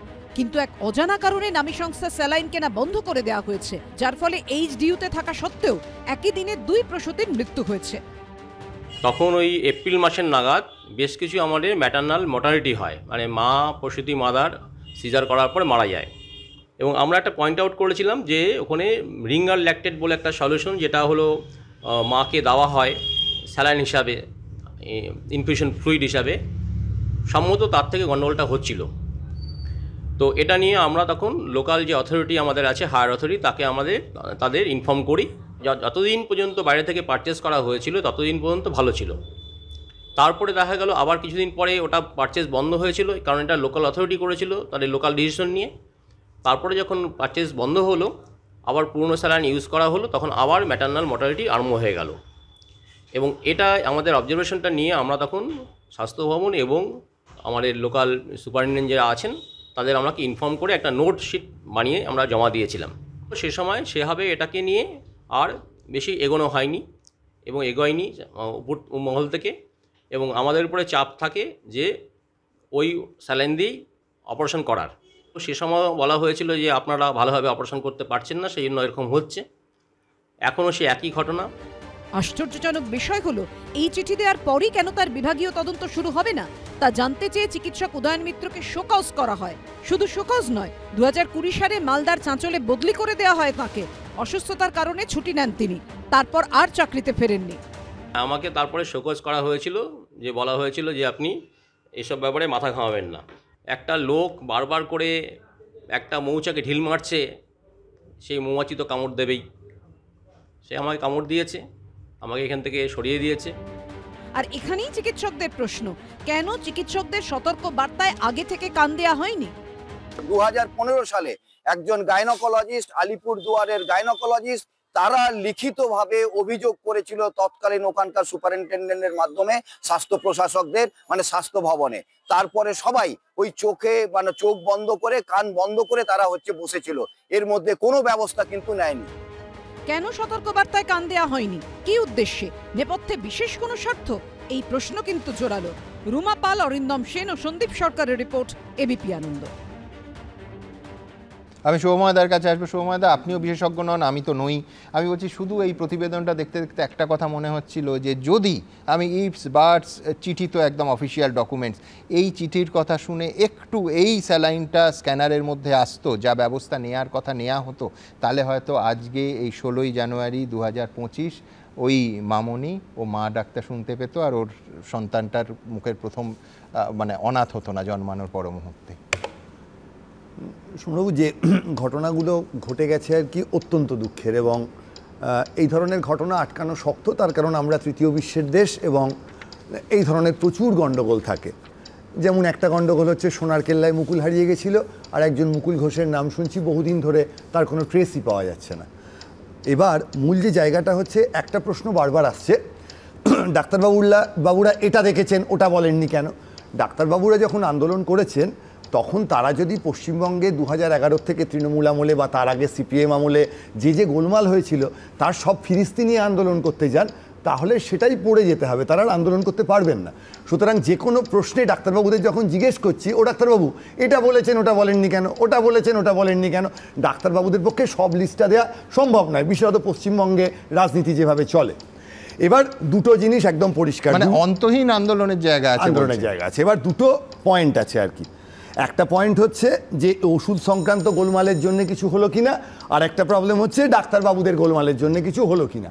একটা অপশান আছে এই দুটো কারোর জন্যই নয়, ঈশ্বর, আল্লাহ, যিশু তার জন্য হয়েছে, এটাও তো হতে পারে, কেউ তো জানে না।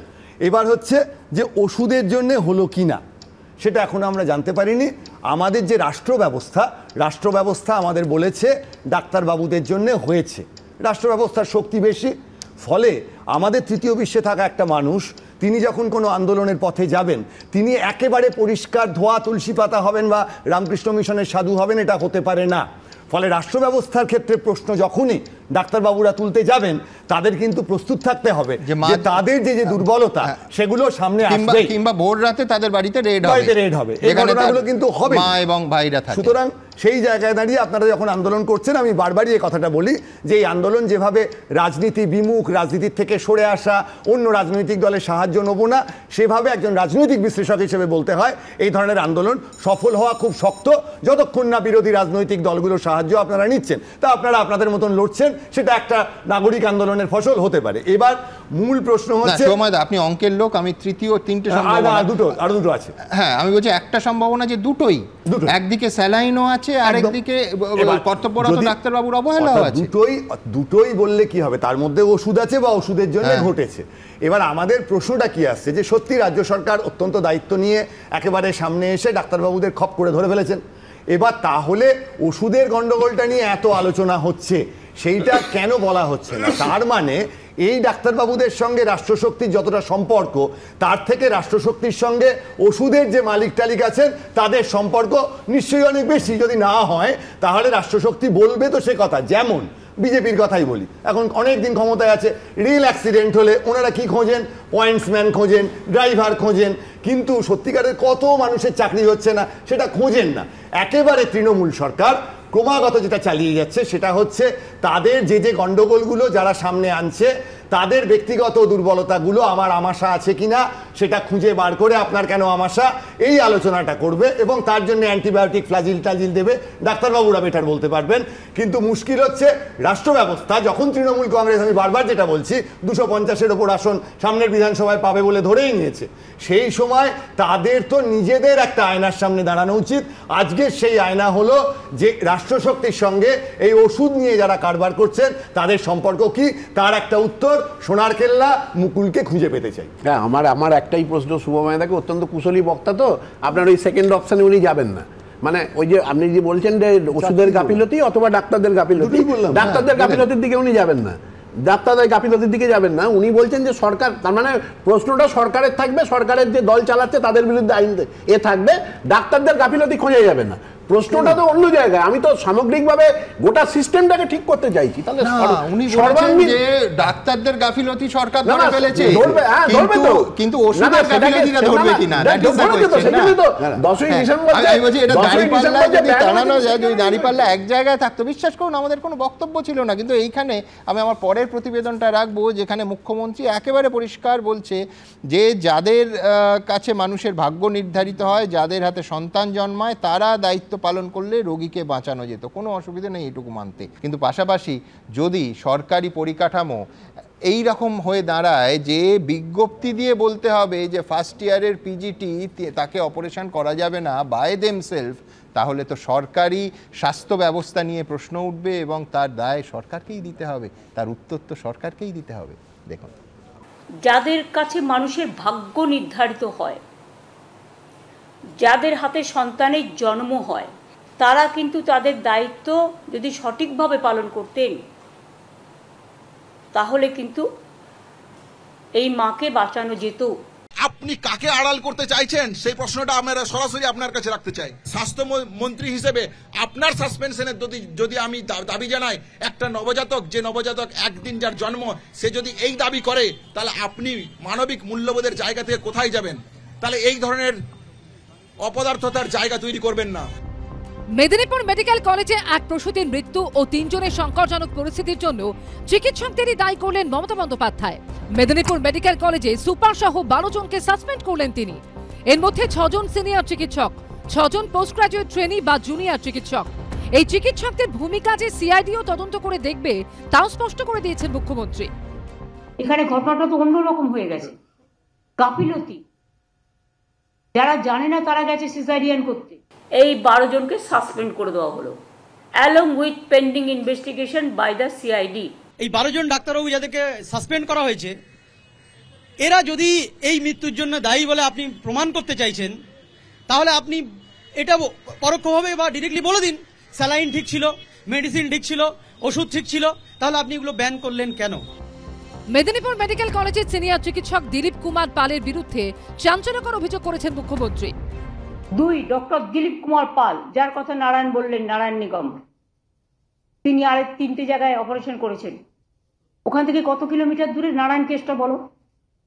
বালিচাতে একটা জায়গাতে করেছে, প্রায় 30-40 kilometre Midnapore town. Midnapore town থেকে বালিচক, ওটা ডেবরা বালিচক, আপনারা জানেন। সেখানে কে করেছে? রেজিস্টারের নাম পাওয়া গেছে, রেজিস্টারের নাম পাওয়া গেছে, যার দায়িত্ব ছিল।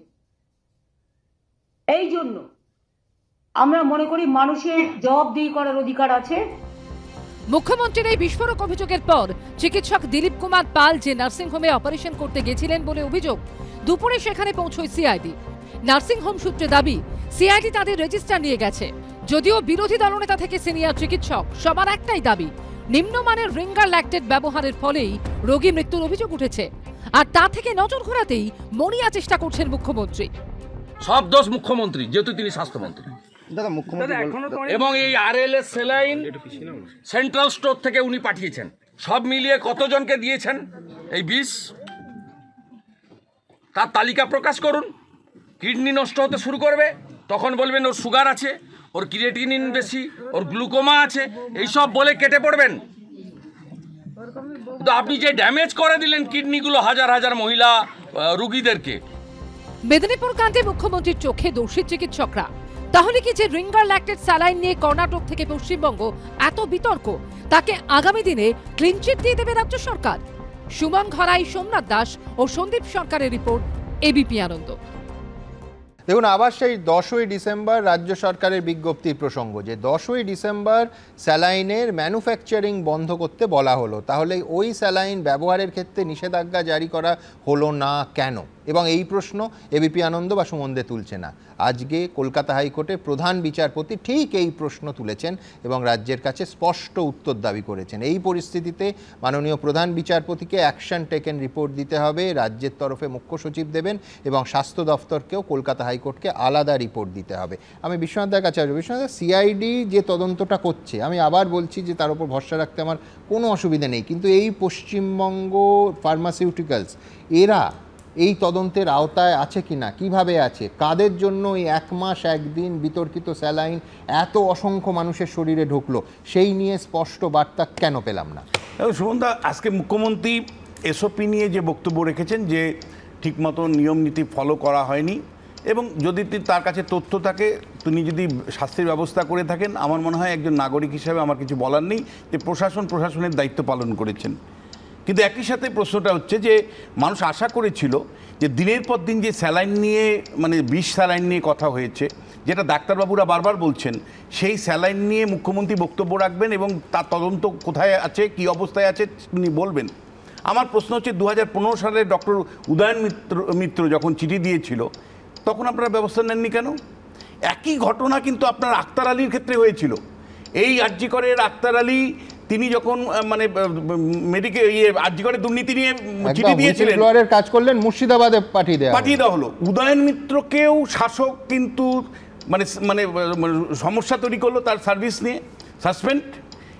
আক্তার আলীর ক্ষেত্রেও একই সমস্যা, তাকে ট্রান্সফার করা হলো। তাহলে শাসকের দৃষ্টিভঙ্গিটাই হলো যে যারা হুইসেল বোলার, যারা অন্যায়ের বিরুদ্ধে কথা বলে, শাসক তো দিনের পর তার বিরুদ্ধে কথা বলেছে, শাসক তো ন্যায়ের পক্ষে কথা বলেনি। এবং এই প্রশ্নটা বারবার আমরা তুলছি স্টুডিও থেকে, যে কর্ণাটক সরকার যদি তারা ব্যবস্থা নিতে পারে, নিষিদ্ধ করতে পারে এবং করে পশ্চিমবাংলা সরকারকে চিঠি দিয়ে জানাতে পারে, তখনই আপনার ব্যবস্থা নেননি কেন?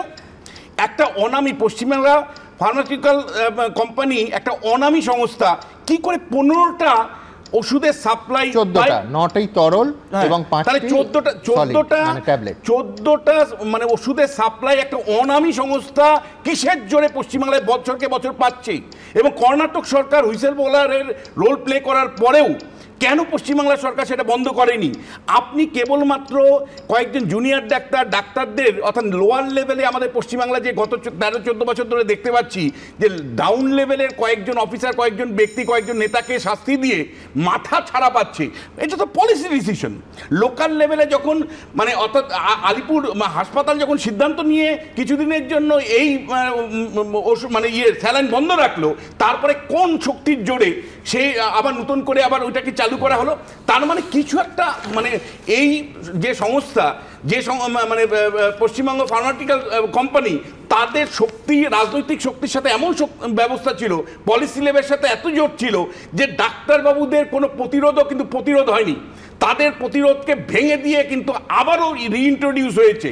আমার দ্বিতীয় যে প্রশ্নটা সেটা হলো যে দেখুন, আপনি কেবলমাত্র কতগুলো বারবার দেখতে পাচ্ছি যে জুনিয়র লেভেলের, লোয়ার লেভেলের আধিকারিকদের বিরুদ্ধে ব্যবস্থা নিচ্ছেন, শাস্তির ব্যবস্থা করছেন, কিন্তু যারা পলিসি নিচ্ছে, ডে টু ডে এই স্বাস্থ্য দপ্তরের সিদ্ধান্ত নিচ্ছে, সেই স্বাস্থ্য সচিব হতে পারেন, স্বাস্থ্যমন্ত্রী হতে পারেন, তাদের বিরুদ্ধে আপনি কি ব্যবস্থা নিচ্ছেন, কেন নিচ্ছেন? এবং ফাইনালি যে আমি বলতে চাই যে দেখুন, আপনি দিনের পর দিন ক্যামেরার সামনে বসে মানুষের হাততালি কুড়াতে পারেন, কিন্তু তাতে প্রশাসনটা কি শক্তিশালী হবে? প্রশাসনের শক্তিশালীর জন্য যে সংস্কার দরকার, সেই সংস্কার কি আপনি করবেন? না, আমি বলছি যে দেখুন, গাফিলতি যে পার্টে হয়েছে, গাফিলতি নিয়ে তদন্ত চলছে, সে দুটো পার্টের আলোচনা করছেন, দুটো পার্ট নিয়ে আলোচনা করুন। কিন্তু মুশকিলের জায়গা হচ্ছে যে এই সরকারের আমলেই কিন্তু ই টেন্ডারিং চালু হয়েছে। পশ্চিমবঙ্গ সরকার, এই নতুন সরকার আসার পর মমতা বন্দ্যোপাধ্যায় ই টেন্ডারিং চালু করেছেন। আগে 5 লক্ষ টাকার ওপর কিনলে হতো, এখন 1 লক্ষ টাকার ওপর। মানে আমাদের কলেজগুলোতেও বা বিভিন্ন জায়গাতে যে কোনো কিছু ক্রয় করতে গেলে 1 লক্ষ টাকার ওপর হলে ই টেন্ডারিং এর মাধ্যমে। আমি বলছি এটাতে কিন্তু ই টেন্ডারিং এর তো শর্ত নেই যে আমি একটা অন্য স্টেট থেকে অফিশিয়াল কমিউনিকেশন পাচ্ছি 22 মার্চ 24 আছে বলেই তো, তারপরে আমি তো কোনো তদন্ত করিনি। আমি বসে রইলাম 6 ডিসেম্বর অবধি, যখন কর্ণাটক সরকার আর কেন্দ্র সরকারের টিম যৌথ রেড না করলো। 10 ডিসেম্বর তো ব্যান করা হয়েছে। কোনো তো মুশকিল হচ্ছে যে অন্য পার্টি আরেকদিকে, আমি সবার কাছে আসবো, কিন্তু তার আগে আপনাদের বলবো যে এরপর আমি যে অংশে আসবো সেটা হচ্ছে এই স্যালাইন নিয়ে বিতর্ক কিন্তু এখানে থামছে না। ভাবুন, আজকে মেদিনীপুর মেডিকেল কলেজ ও হাসপাতালে ন্যায্য মূল্যের ওষুধের দোকান, অভিযোগ সেখানে স্যালাইনের বোতলে ছত্রাক মিলল, এমনকি সেই বোতলে যেগুলো ন্যূনতম batch number, expiry date, manufacturing date কিচ্ছু নেই। কিন্তু সে দেখানোর আগে আমি দেখাবো আপনারা কি বলছেন। আপনারা জানেন আমাদের ভেরিফাইড এক্স অ্যাকাউন্ট সঙ্গে সুমন @sumonকে প্রচুর মন্তব্য। দ্রুত একটা মন্তব্য নিয়ে নিই। কৃষ্ণচন্দ্র ভট্ট তিনি লিখছেন যে প্রশাসনিক অকর্মণ্যতার দায় এড়িয়ে রোগী মৃত্যুর জন্য কয়েকজন চিকিৎসককেই কার্যত শিখণ্ডী করল স্বাস্থ্য দপ্তর। দেবোত্তম অধিকারী লিখছেন চিকিৎসকদের গাফিলতি থাকলে শাস্তি হওয়া উচিত, তবে নিষিদ্ধ স্যালাইন নিয়েও সিআইডি তদন্ত হোক। অর্জুন মুখোপাধ্যায় লিখছেন আরজিকর কাণ্ডে সরব হওয়ার জন্যই জুনিয়র ডাক্তারদের নিশানা করা হচ্ছে। সমর চক্রবর্তী লিখছেন নিষিদ্ধ স্যালাইন সরকারি হাসপাতালে দেয়া হলো কিভাবে? মুখ্যমন্ত্রীর কথায় সেই উত্তর পাওয়া গেল না। অঙ্কুর চক্রবর্তী লিখছেন স্বাস্থ্য ব্যবস্থার অসুখই সারছে না, মানুষের অসুখ সারবে কি করে? দেখাবো যে এই স্যালাইন বিতর্ক আজকে সেই মেদিনীপুর এবং বিচিত্র স্যালাইনের বোতল, অভিযোগ মারাত্মক। তার কারণ ব্যাচ নাম্বার নেই, এক্সপায়ারি ডেট নেই, ম্যানুফ্যাকচারিং ডেট নেই। সেই মেদিনীপুর মেডিকেল কলেজ এবং সেই স্যালাইন ন্যায্য মূল্যের দোকান থেকে কেনা, সেই স্যালাইনে ছত্রাক মিলল, এমনকি সেই বোতলে নাকি batch number, expiry date, manufacturing date কিছুই নেই। মারাত্মক অভিযোগ। তার মা জানলে তো হয়তো কি হবে সেটা তো বলতে পারছি না এখন, মা হলে তো মাথা খারাপ হয়ে যাবে। স্যালাইন কাণ্ডে অসুস্থ মা, এবার মৃত্যু হলো তার সদ্যজাত সন্তানের। সন্তানকে জন্মের পর একটি বারের জন্য ছুঁয়েও দেখতে পারলেন না। মেদিনীপুর মেডিকেল কলেজের চরম হৃদয় বিদারক আরও একটি ঘটনার মাঝেই বৃহস্পতিবার এক প্রসূতির পরিবারকে বিক্রি করা স্যালাইনের বোতলে ফাঙ্গাস পাওয়া গেল। আর সবচেয়ে বড় কথা, মেদিনীপুর মেডিকেল কলেজ চত্বরে ন্যায্য মূল্যের ওষুধের দোকান থেকে বিক্রি করা হয়েছিল এই রিঙ্গার ল্যাকটেটের বোতল। বোতলের গায়ে ব্যাচ নাম্বার, ম্যানুফ্যাকচারিং ডেট থেকে এক্সপায়ারি ডেট কিংবা এমআরপি কিছুই দেওয়া নেই। পরিষ্কার বোঝা যাচ্ছে সব তথ্যই তুলে দেওয়া হচ্ছে। অভিযোগ, মেদিনীপুর মেডিকেল কলেজ চত্বরে থাকা এই ন্যায্য মূল্যের দোকান থেকে এই রিঙ্গার ল্যাকটেট বিক্রি করা হয়েছিল আনন্দপুর এলাকার বাসিন্দা প্রসূতি সুদীপা দলুয়ের ভাই বিভাসকে। তার দাবি, এই স্যালাইন ওয়ার্ডে নিয়ে গেলে বলা হয় এটা ব্যবহার করা যাবে না, বদলে নিয়ে আসতে হবে। ছটা লিয়ে আছে মোট, আরএল লিয়ে আছে দুটো আর ডিএনএস লিয়ে আছে 4টা। আচ্ছা, তার মধ্যে এই দিদিমণিরা বলছে যে এগুলো গন্ডগোল আছে, একটু দেখবে যাও। এই যে ম্যানেজার কি বলছে, ব্যাচ বলছি পরিষ্কার বুঝে যাচ্ছে। আরএলটা কোন দোকান থেকে কিনলে? আরএলটা আপনাদের ভেতরে ন্যায্য মূল্যে ওখান থেকে কিনলে? কবে কিনেছো? আজকে কিনেছো? আজকে কি বললো? অভিযোগ, ন্যায্য মূল্যের দোকানে স্যালাইন ফেরত দিতে গেলে তারা তা নিতে অস্বীকার করে। তখনই ক্ষোভে ফেটে পড়ে রোগীর আত্মীয়রা। বিক্ষোভ ছড়ায় ডেপুটি সুপারের অফিস অবধি।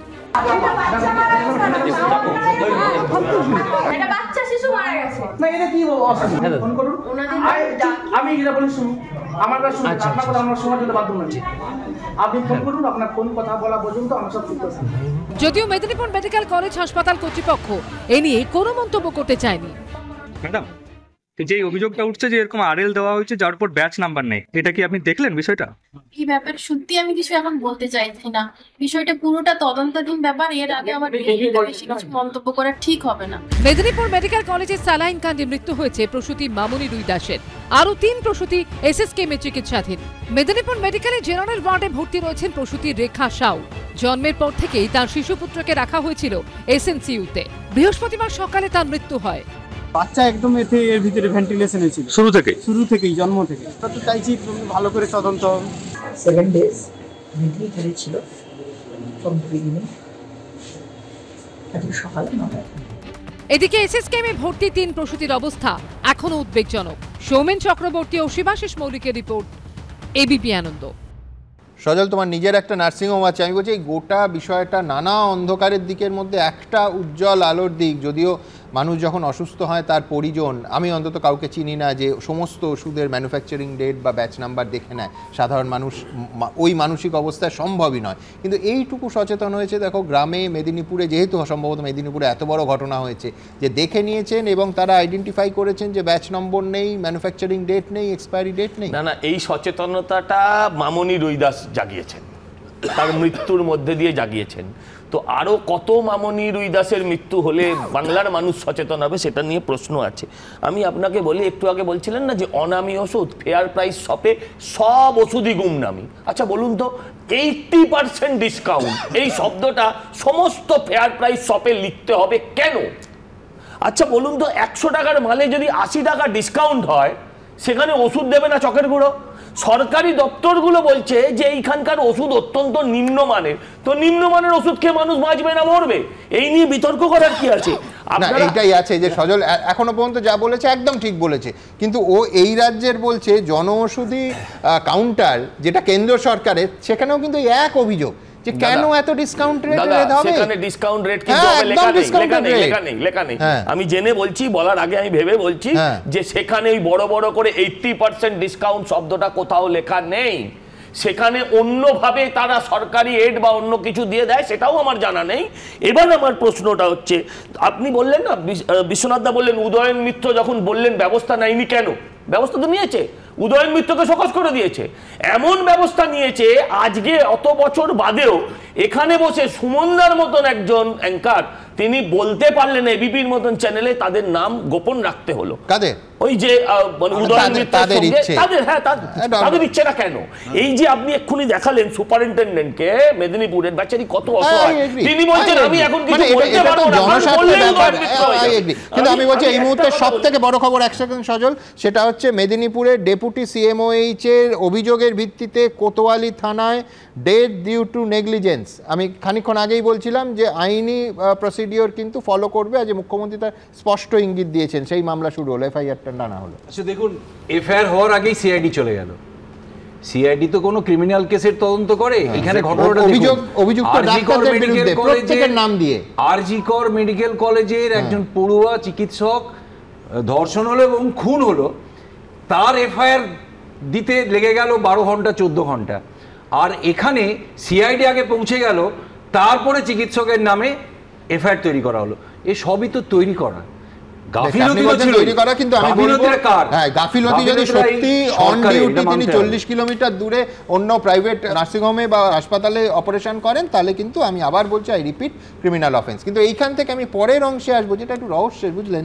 তার কারণ কিছুটা নিঃশব্দে special commissioner drugs Chaitali Chakraborty, তাকে বদলি করা হলো সেই পদে। কালকে এলেন শুভাঞ্জন দাস রাতে, কথা বলেছে বলে এটা সজল বলছে, এটা নিয়ে আমার একটা কাউন্টার আছে। কিন্তু কি দেখুন, আমরা তো মানে কি জন্য হয়েছে আমরা জানি না, কিন্তু শ্রীমতী চক্রবর্তী পদাধিকার বলে কিসের সঙ্গে যুক্ত, যে মেডিকেল সার্ভিস কর্পোরেশন লিমিটেডের সঙ্গে যুক্ত। কারা তারা?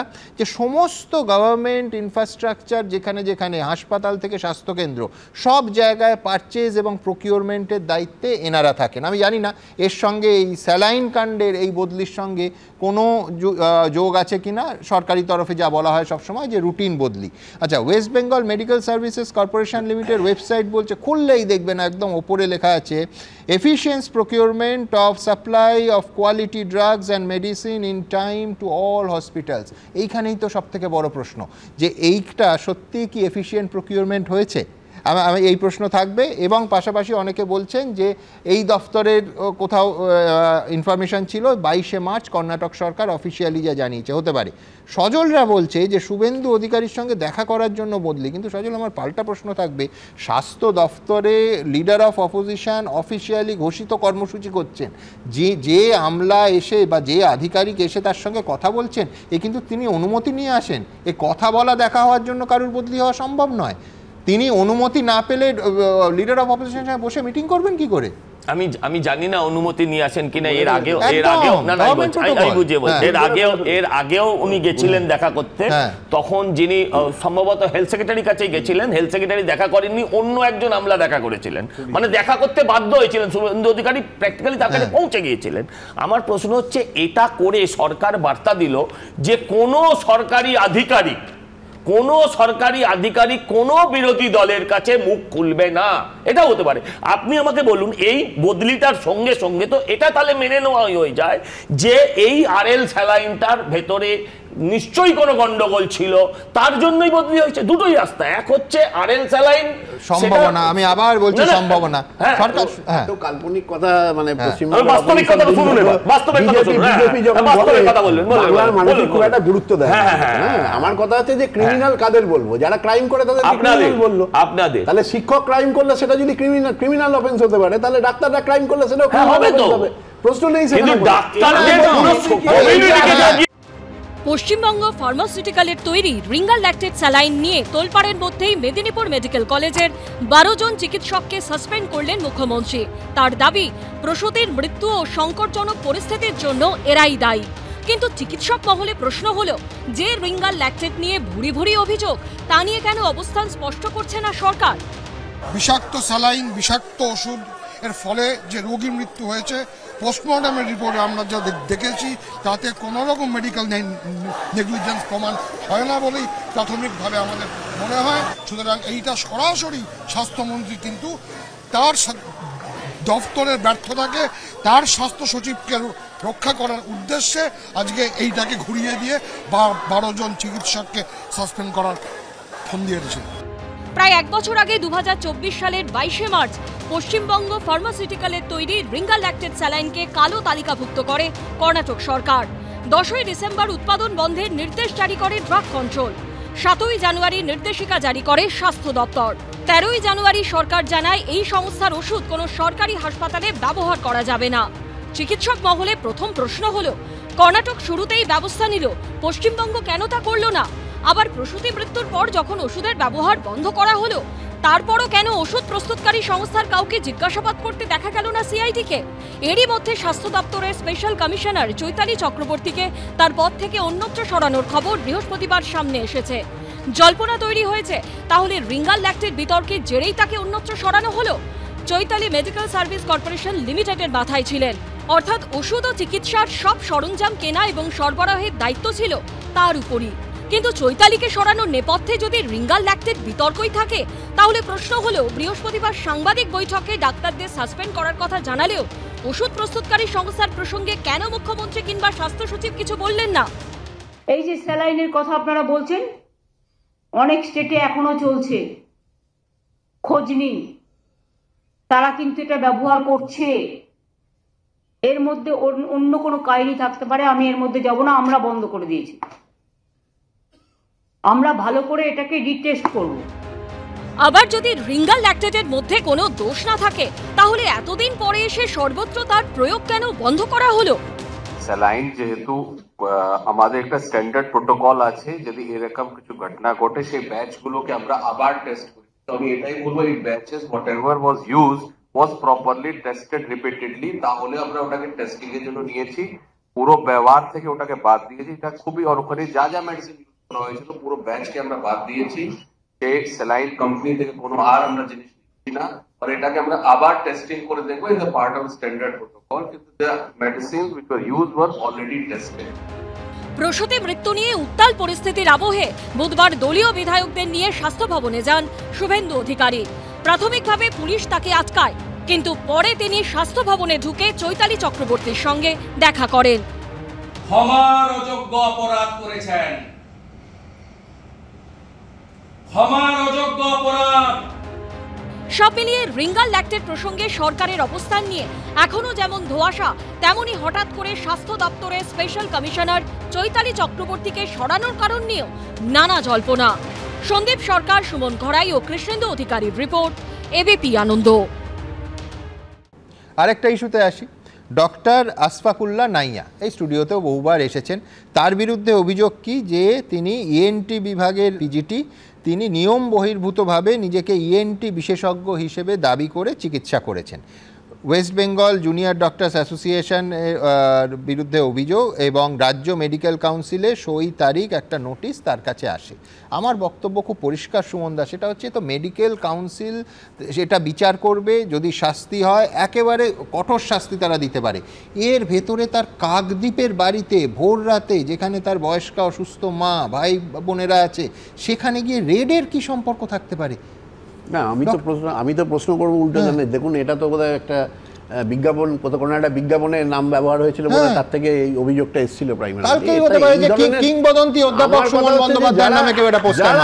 যারা এই ধরনের অভিযোগ করে দীর্ঘ 1 মাস ধরে কলকাতা সারা রাজ্য চষে বেড়ালো, তাদের যদি নিজস্ব নৈতিকতা, নীতি নৈতিকতা যদি শূন্য হয় এবং তার বিরুদ্ধে যদি রাজ্য সরকার ব্যবস্থা নেয়, সেটা নিয়ে প্রশ্ন। নিজস্ব নৈতিকতা শূন্য বলে বাড়িতে পুলিশ রেড করবে? না, সেটা তার বিরুদ্ধে কোনো কথাই বলা যাবে না। তো তাহলে মুশকিল হচ্ছে আপনি বললেন যে 8 ঘন্টা আগে আপনি বললেন যে শুভময়দা কৌশলে একটা দিক চেপে গেলেন, মানে আপনার অভিযোগ ছিল, সেটা নয়। কিন্তু আমি বলছি এইটা আমি ধরে নিচ্ছি কেন চেপে গেলেন, যে শুভময়দার নৈতিকতা শূন্য। তো কালকে ভোর রাতে শুভময়দার ফ্ল্যাটে রেড হবে? আমার শুধু প্রশ্ন এইটুকু, মেডিকেল কাউন্সিল বিচার করবে, দরকার হলে শাস্তি হবে। যেটা করেছে সেটা কারোর আপত্তি হবে না। কারোর বিজ্ঞাপনে যদি একটা তার মানে যে ডিগ্রি অর্জন হয়নি সেই ডিগ্রিকে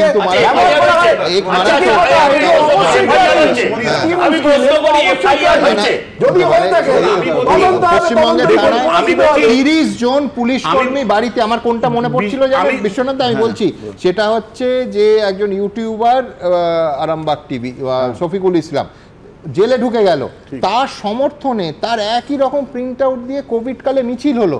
সে জানেই না যে তার নাম অত লোক জানে। কেন মিছিল হলো? যে ওখানে কোভিড প্রোটোকল ভাঙা হয়েছে, যাতে আরেকটা মামলা দেওয়া যায়। এই জিনিস তো রাজ্যে হয়।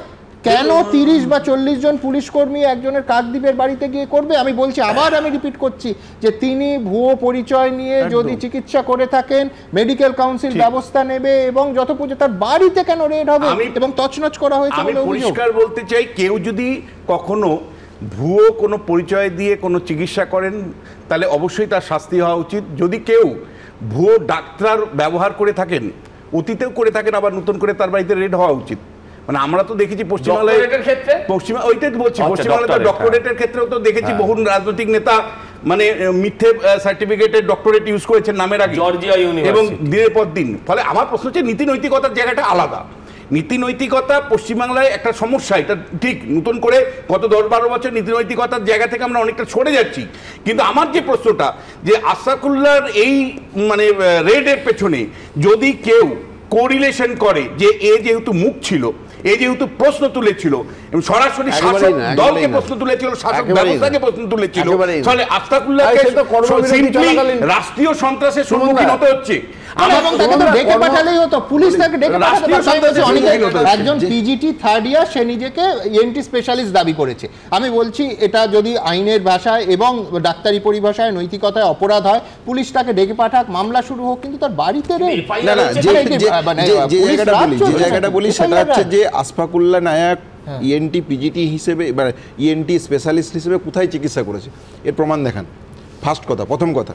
দ্বিতীয় কথা, কেউ তার চিঠি পাবলিশ করে দিল বা করে দিল, সেটা আলাদা ব্যাপার, সেটা সে কী করে কন্ট্রোল করবে, যে কেউ করতে পারে।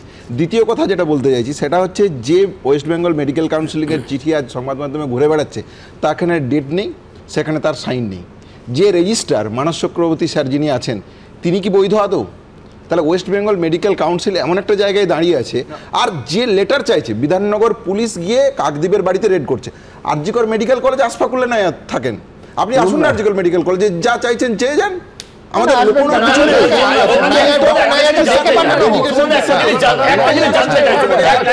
এই যে আশফাকুল্লাহ নাইয়ার যে ইএনটি স্পেশালিস্ট হিসেবে ভুয়ো পরিচয় দিয়ে যে ডাক্তারি করছেন, এটা ওনারা কোথা থেকে তথ্য পেলেন? ধরুন কোথাও লেখা আছে বড় করে একটা সাইনবোর্ডে ডক্টর সুমন দে, তার মানে কি আপনি? আমি তো আমার প্রশ্নটা, আপনি যদি তার কিছু প্রেসক্রিপশন পান, হাতের লেখা পান, কোন স্পেসিফিক কমপ্লেন পান, তবে আপনি করুন। আমি জানতে চাই এটা কোন ক্ষেত্র থেকে। আমি আরো একটা বলবো, স্পেসিফিক কমপ্লেন পেলে তাকে ডেকে পাঠানো। না, সেটা তো পরের কথা, ওটা তো পুলিশের নিজস্ব প্রেজুডিস।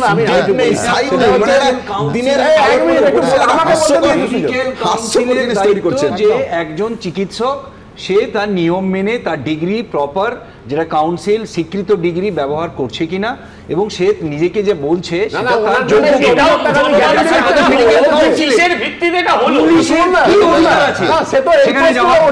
এই প্রশ্নটা উঠেছে যে দেখুন, যখন কর্মবিরতি চলছিল যে 500-র উপর ডাক্তার 64 কোটি টাকা স্বাস্থ্যসাথী খাতে ইনকাম করেছে, সেটাও তো ন্যায্য।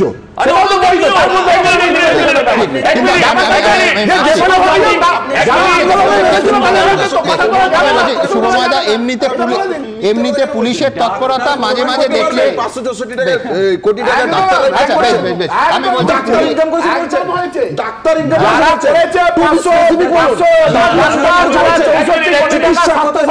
একজন চিকিৎসক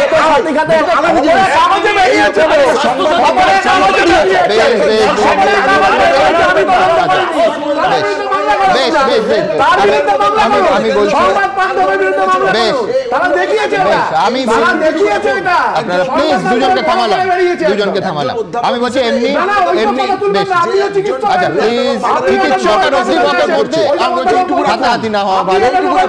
বেশ, আমি সবাই নোবেল প্রফেশনে আছি, আমি সবাই না, কিন্তু প্রশ্নটা হচ্ছে যে এমনিতে পুলিশের তৎপরতা খুব চমৎকার বিষয়। তার কারণ হচ্ছে যে কালকে এই তৎপরতার অভাবই তো ইসলামপুরে দেখলাম, যেখানে পুলিশকে গুলি চালিয়ে অপরাধী পালিয়ে গেল, এখনো পর্যন্ত সেই খুনের আসামি ধরা পড়ল না। মালদাতে পরপর দুটো ঘটনা 13 দিনের ব্যবধানে হলো, পরেরটায় মূল অভিযুক্ত তার সাঙ্গপাঙ্গ কেউ ধরা পড়লো না। আমি বলছি যে একজন এখনো মাত্র অ্যারেস্ট হলো, তৎপরতা খুব ভালো। এবং আমি আবার বলছি যে প্রশ্নটা নৈতিকতার, প্রশ্নটা যদি আইনে থাকে শাস্তি, মেডিকেল কাউন্সিলে কমপ্লেন হোক, কেস শুরু হতে পারে, ডেকে পাঠানো হতে পারে, সব ঠিক আছে, কিন্তু আমি বলছি বাড়িতে মাঝরাতে রেড। হ্যাঁ শুনবো, মানে বিশেষ করে 30 জন পুলিশ নিয়ে যে মূল প্রশ্নটা আসছে সেটা হচ্ছে কোনো অনৈতিকতা হয়েছে কিনা এবং আইনে কি কি তার ব্যবস্থা নেওয়া হবে। রাজ্য সরকার তার মতন করে তার কাজ করবেন। আপাতত মোটের ওপর আমি বেঁচে গেছি, সুমনদা আমাকে সার্টিফিকেট দিয়ে দিয়েছেন যে আমি ভুয়ো রাজনৈতিক বিশ্লেষক হলেও ভোরবেলা পুলিশ আসবে না, এই শীতকালে না আসাটাই ভালো। দুটো মূল প্রশ্ন বারবার মাথায় আসছে। এক হচ্ছে, মুখ্যমন্ত্রী পরিষ্কার বললেন অন্যান্য অনেক রাজ্যেও এই ওষুধটি ব্যবহার হচ্ছে। আমার মনে হয় যেটা একটা দায়িত্বশীল রাজ্য সরকারের কর্তব্য, অন্যান্য রাজ্যগুলোর নাম বলে দেয়া এবং অন্যান্য রাজ্যকে সাবধান করা যে এই বিষয়টা নিয়ে গোলমাল হচ্ছে। ফলে এই অন্যান্য রাজ্যের লিস্টটা কিন্তু আমরা চাই। আর দুই, বারবার এই পশ্চিমবঙ্গ ফার্মাসিউটিক্যালস বা এরকম শুনেছি কোনো নামে যদি ওয়েস্ট বেঙ্গল বা পশ্চিমবঙ্গ, একটা জোট অবশ্য ইন্ডিয়া বলে হয়েছিল, আমরা যদিও ইন্ডি জোট বলি, কিন্তু এই পশ্চিমবঙ্গ লেখা যায় কি না এবং তার জন্য যদি স্পেশাল কোনো পারমিশন লাগে সেটাও তো আমাদের রাজ্য সরকার দিয়েছে, আমার মনে হয় সেটাও একটু নজর রাখা উচিত। বেশ, ডক্টর নাইয়ার ঘটনা যেটা আমাদের বেশ অবাক করেছে।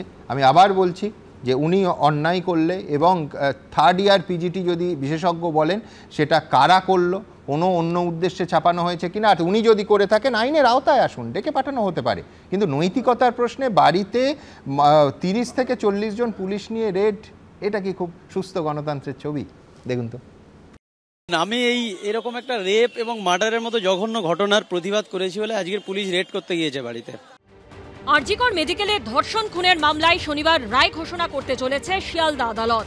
তার আগে নিয়ম ভেঙে প্রাইভেট প্র্যাকটিস করার অভিযোগে আরজিকর মেডিকেলের জুনিয়র ডাক্তার ও আন্দোলনের অন্যতম প্রধান মুখ আশফাকুল্লাহ নাইয়ার কাকদ্বীপের বাড়িতে হানা দিল বিধাননগর কমিশনারেটের পুলিশ। বিতর্কের শুরু এই পোস্টার থেকে।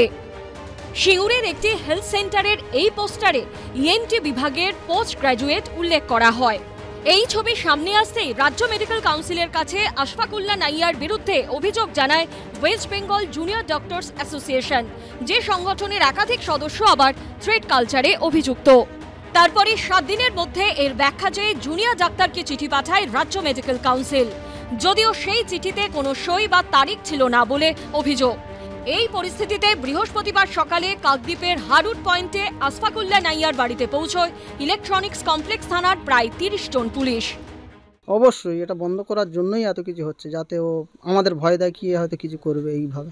হঠাৎ একটা গ্রাম বাংলায় যদি হঠাৎ 14-15 জন পুলিশ আসে, স্বাভাবিক মানুষ ভয় পাওয়ার কথা। উদ্দেশ্য কিছু সার্চ করে না, উদ্দেশ্য হচ্ছে বাড়ির লোককে ভয় দেখানো। দেখো এতগুলো পুলিশ আমরা এসেছি। সাধারণ মানুষের আজকে তুমি 20 স্যালাইন দিয়ে মারার প্রচেষ্টা করছো, সেখানে করাপশন করে মানুষের ভুলভাল ট্রিটমেন্ট দিচ্ছ, মানুষকে 700 মানুষকে আপনি দাঁড় করিয়ে রাখছেন, সকাল থেকে এসে সেই রাত পর্যন্ত একটা প্যারাসিটামল নিয়ে বাড়ি যাচ্ছে। এই সিস্টেমগুলো আপনি উন্নতি করতে পারছেন না, যে বলছে তার পিছনে আপনি পুলিশ পাঠাচ্ছেন। পুলিশের দাবি নির্দিষ্ট অভিযোগের ভিত্তিতে সার্চ ওয়ারেন্ট নিয়েই জুনিয়র চিকিৎসকের বাড়িতে যাওয়া হয়েছিল। অভিযোগের মূলত যেটা বক্তব্য ছিল, যিনি একজন এমবিবিএস অবশ্যই, কিন্তু এমএস ইএনটি ডিগ্রি উনি পাননি, নিজেকে এমএস ইএনটি প্রতিস্থাপিত করে বেশ কিছু জায়গায় প্র্যাকটিস করেছেন। আরজিকর আন্দোলনের জুনিয়র চিকিৎসকের বাড়িতে পুলিশি হানা ঘিরে রাজনৈতিক তরজাও চরমে। এই ঘটনার মধ্য দিয়ে মমতা বন্দ্যোপাধ্যায় কতটা বর্বর, কতটা অমানবিক, কতটা প্রতিহিংসাপরায়ণ তার প্রমাণ দিচ্ছে। কিন্তু যারা এই সরকার এবং সরকারের প্রশাসন সরকারি দলের দ্বারা আক্রান্ত হবেন, তার পাশে দাঁড়ানোর কাজ হচ্ছে রাজ্যের বিরোধী দলনেতার। এই করে আন্দোলন দমাতে পারবে? এর আগেও তো সমস্ত চিকিৎসক তাদের বিরুদ্ধে নানান রকম ফতোয়া জারি করেছিলেন, যারা আন্দোলনকারী তাদের বাড়ি বাড়ি পুলিশ গেছে। আরে গায়ের জোরে কি আপনারা এইসব কাজ করতে পারবেন? পুলিশ দিয়ে ভয় দেখিয়ে আপনি দুর্নীতি বিরোধী আন্দোলন আটকাতে পারবেন? পাল্টা জবাব দিয়েছে তৃণমূল। এর সঙ্গে প্রতিহিংসার কোনো সম্পর্ক নেই। যদি কেউ কোনো অনৈতিক কাজ অভিযোগ এসে থাকে এবং আইনে কেউ দ্বারস্থ হন, তাহলে আইনের পথে চলেছে। তার মানে সরকার বিরোধী কুৎসা আন্দোলন প্রতিবাদ যারা করবেন, তারা অন্য যে কোনো অপরাধ করার রাইট থাকবে। আর সেখানে পুলিশ কিছু করতে গেলেই বলবেন আমি প্রতিবাদ করেছিলাম বলে আমাকে করছে, এটা তো কোনো কাজের কথা হতে পারে না। সব মিলিয়ে আরজিকর আন্দোলনের অন্যতম প্রধান মুখ আশফাকুল্লাহ নাইয়ার বাড়িতে পুলিশি অভিযান নতুন বিতর্কের জন্ম দিয়েছে। ময়ূক ঠাকুর চক্রবর্তী, গৌতম মণ্ডল ও রঞ্জিত সাউয়ের রিপোর্ট, এবিপি আনন্দ। দেখুন, অভিনেতা সৈফ আলী খানের সঙ্গে যা ঘটল তা যে কোনো ওটিটি থ্রিলারের চিত্রনাট্যকেও হার মানায়। কড়া নিরাপত্তাকে সে ফাঁকি দিয়ে মুম্বাইয়ের একজন প্রথম সারির অভিনেতার ওপর যেভাবে হামলা হলো, সেটা শিউরে ওঠার মতো। শিরদাঁড়ায়, ঘাড়ে, হাতে ছুরির কোপে মারাত্মক জখম সৈফ, এখন আইসিইউতে। কিভাবে সেই হামলাকারী সবার নজর এড়িয়ে সৈফের পেন্ট হাউস অবধি পৌঁছে গেল, কি তার উদ্দেশ্য ছিল, কি তার পরিচয়, এরম অজস্র প্রশ্নের উত্তর এখন খুঁজছে মুম্বাই পুলিশ। কিন্তু একজন সেলিব্রিটিকে যদি নিজের বাড়িতে এইভাবে আক্রান্ত হতে হয়, তাহলে সাধারণ মানুষের নিরাপত্তা কোথায়? এ প্রশ্ন তো উঠবেই। গভীর রাতে বাড়িতে ঢুকে হামলা হলো অভিনেতা সৈফ আলী খানের উপর। ঘাড়ে, হাতে, পিঠে 6 বার ছুরির কোপ বসালো হামলাকারী। অল্পের জন্য বাঁচল শিরদাঁড়া। অপারেশন করে শরীর থেকে বার করতে হলো ধারালো অস্ত্রের অংশ। এই সবটা হলো মুম্বাইয়ের বান্দ্রার মতো অভিজাত এলাকায় সৈফ আলী খানের মতো বলিউডের খ্যাতনামা অভিনেতার বাড়ির ভেতরে। আর এই হলো হামলাকারীর ছবি। এই ফুটেজে দেখা যাচ্ছে সিসিটিভি ক্যামেরার দিকে তাকাতে তাকাতেই সৈফ আলী খানের ফ্ল্যাটের সিঁড়ি দিয়ে নেমে যাচ্ছে সে।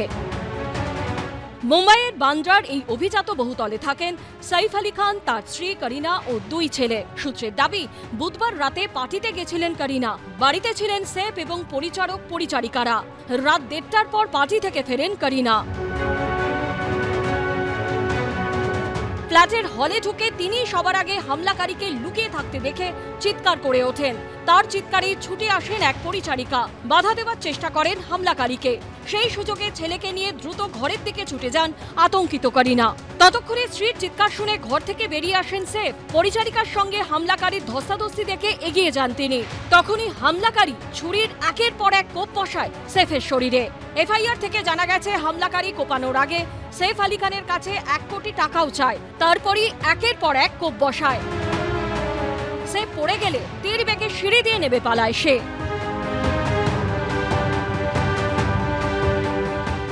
एक्यूज्ड फायर एस्केप का यूज करके इनके घर पे गया था, ये भी पता चला है। अभी तक के इन्वेस्टिगेशन में ये एक चोरी का अटेम्प्ट था, ऐसा हमारे इन्वेस्टिगेशन में निष्पन्न हुआ है। एक एक्यूज्ड आइडेंटिफाई हो चुका है, उसने स्टेयरकेस का यूज किया था, ये पता चला है। হামলার খবর পেয়ে ছুটে আসেন সেফের বড় ছেলে ইব্রাহিম আলী খান। গাড়ির চালক না থাকায় তড়িঘড়ি অটোতে করে বাবাকে নিয়ে লীলাবতী হাসপাতালে ছোটেন ইব্রাহিম। সূত্রের দাবি, সেফের কসমেটিক এবং স্নায়ু সার্জারি করতে হয়েছে। Mr. Saif Ali Khan was admitted today morning around 3 a.m. with alleged history of assault by some unknown person at his residence. He sustained major injury to the thoracic spine due to a lodged knife in his spine. Surgery was performed to remove the knife and also repair the leaking spinal fluid. There were 2 other deep wounds on his left hand and right side of the neck. Operation theatre से हमने ICU में shift किया है for 1 day observation. After that we'll decide tomorrow. Right now it is looking absolutely fine. সম্প্রতি মুম্বাইতে খুন হয়েছেন NCP নেতা বাবা সিদ্দিকী। সলমান খানের ফ্ল্যাট লক্ষ্য করে গুলি চলেছে, হুমকি পেয়েছেন শাহরুখ খান। এবার একেবারে সেফ আলী খানের বাড়িতে ঢুকে তাকে কোপালো এক দুষ্কৃতী।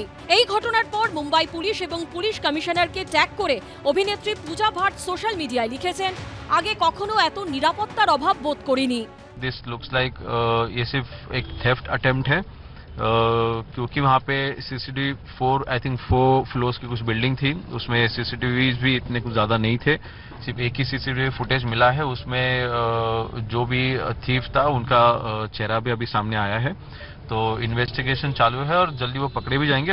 और कोई मर्डर अटेम्प्ट था ऐसे हम लोग कॉन्क्रीट बता नहीं सकते हैं। আপাতত আইসিইউতে পর্যবেক্ষণে রাখা হয়েছে সেফ আলী খানকে। হাসপাতালে তাকে দেখতে যান শাহরুখ খান। সেফের উপর হামলা নিয়ে মুখ খুলেছেন মমতা বন্দ্যোপাধ্যায়ও। वेरी मैटर ऑफ शॉकिंग, जो कल्पिट्स है उसको अरेस्ट करना immediate and to take strong action against the culprits. ये देखिए, शर्मिला दी तो टेगर फैमिली का है। शर्मिला ठाकुर को हम लोग कितना इज्जत करते हैं, इवन हिज होल फैमिली। हम चाहते हैं कि इसको इंसाफ मिले। পুলিশ আপাতত 3 জন সন্দেহভাজনকে আটক করেছে। এর মধ্যে একজন সেফের ফ্ল্যাটেই মেঝে পালিশের কাজ করেন। এবিপি আনন্দ।